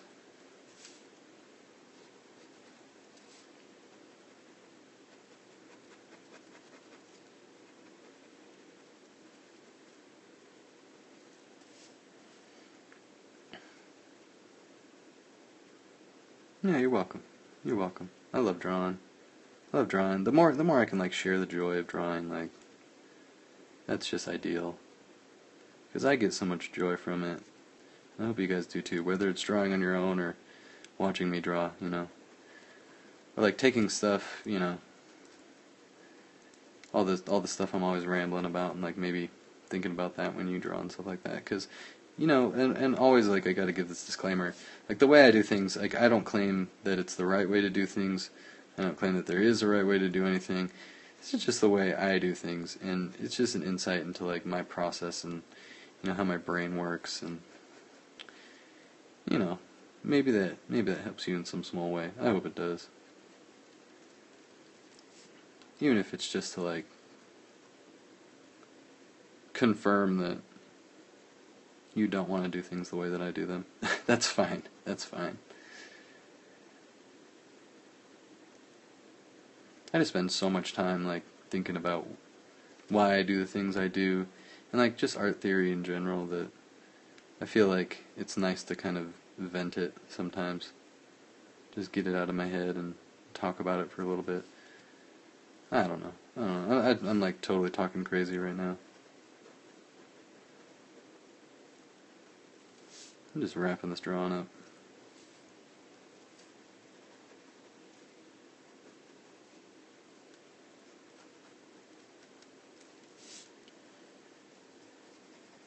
I'm just getting kind of loose here. I feel like the parts that's drawing that are strong are strong enough, and I'm just going to kind of like... I spent a lot of time on it already. Not that I'm bored of it. I'm just like, I'm feeling that it's time for this to be done.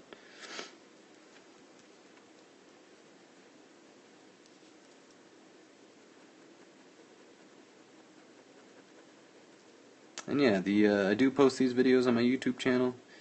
YouTube channel is Merrick Jaraki. And if you just, like add in keywords like Periscope or drawing, it'd be easy to find that channel. Since the channel's not super huge yet, I do have a bunch of followers and a lot of views already, which is amazing, and like I'm sure you guys are responsible for a big part of that, so thank you. But I know that also can cause the channel to be, kind of hard to find sometimes. Like there's some other Merrick Drockies on there. So until I'm able to behead them and gain their power, then we're kind of just going to have to sit and sift through those to find the one you're looking for.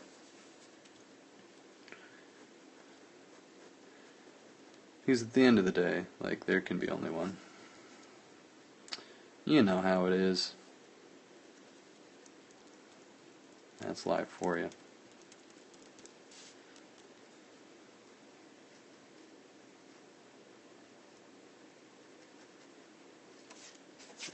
Yeah, here we go. There's that guy all wrapped up. And so yeah, thanks for coming by. Really appreciate it. Had a great time. I think I went through 5 tonight. I'll go through them for the people that didn't see all of them. And of course, you can see all the replays on my YouTube channel, or if you didn't catch the first part of it, you can see it on my profile here on Periscope. So there's that guy. Did that one, and I did that one, and I did that one. I think this one turned out my favorite, actually. Really like that. And then did that one. And yeah, these are all rewards for patrons on Patreon, like I mentioned. Patreon.com/mjaraki. It's the $25 tier. $25 you get access to all the digital content, all the lower stuff, and you get a postcard each month. One of these guys, hand drawn in the mail. So I think that's a pretty good deal. Pretty good deal. Yeah, thanks for stopping by. I hope you guys have a great night, morning, and or whenever other time it is for you. And I love you guys. I'll see you next time.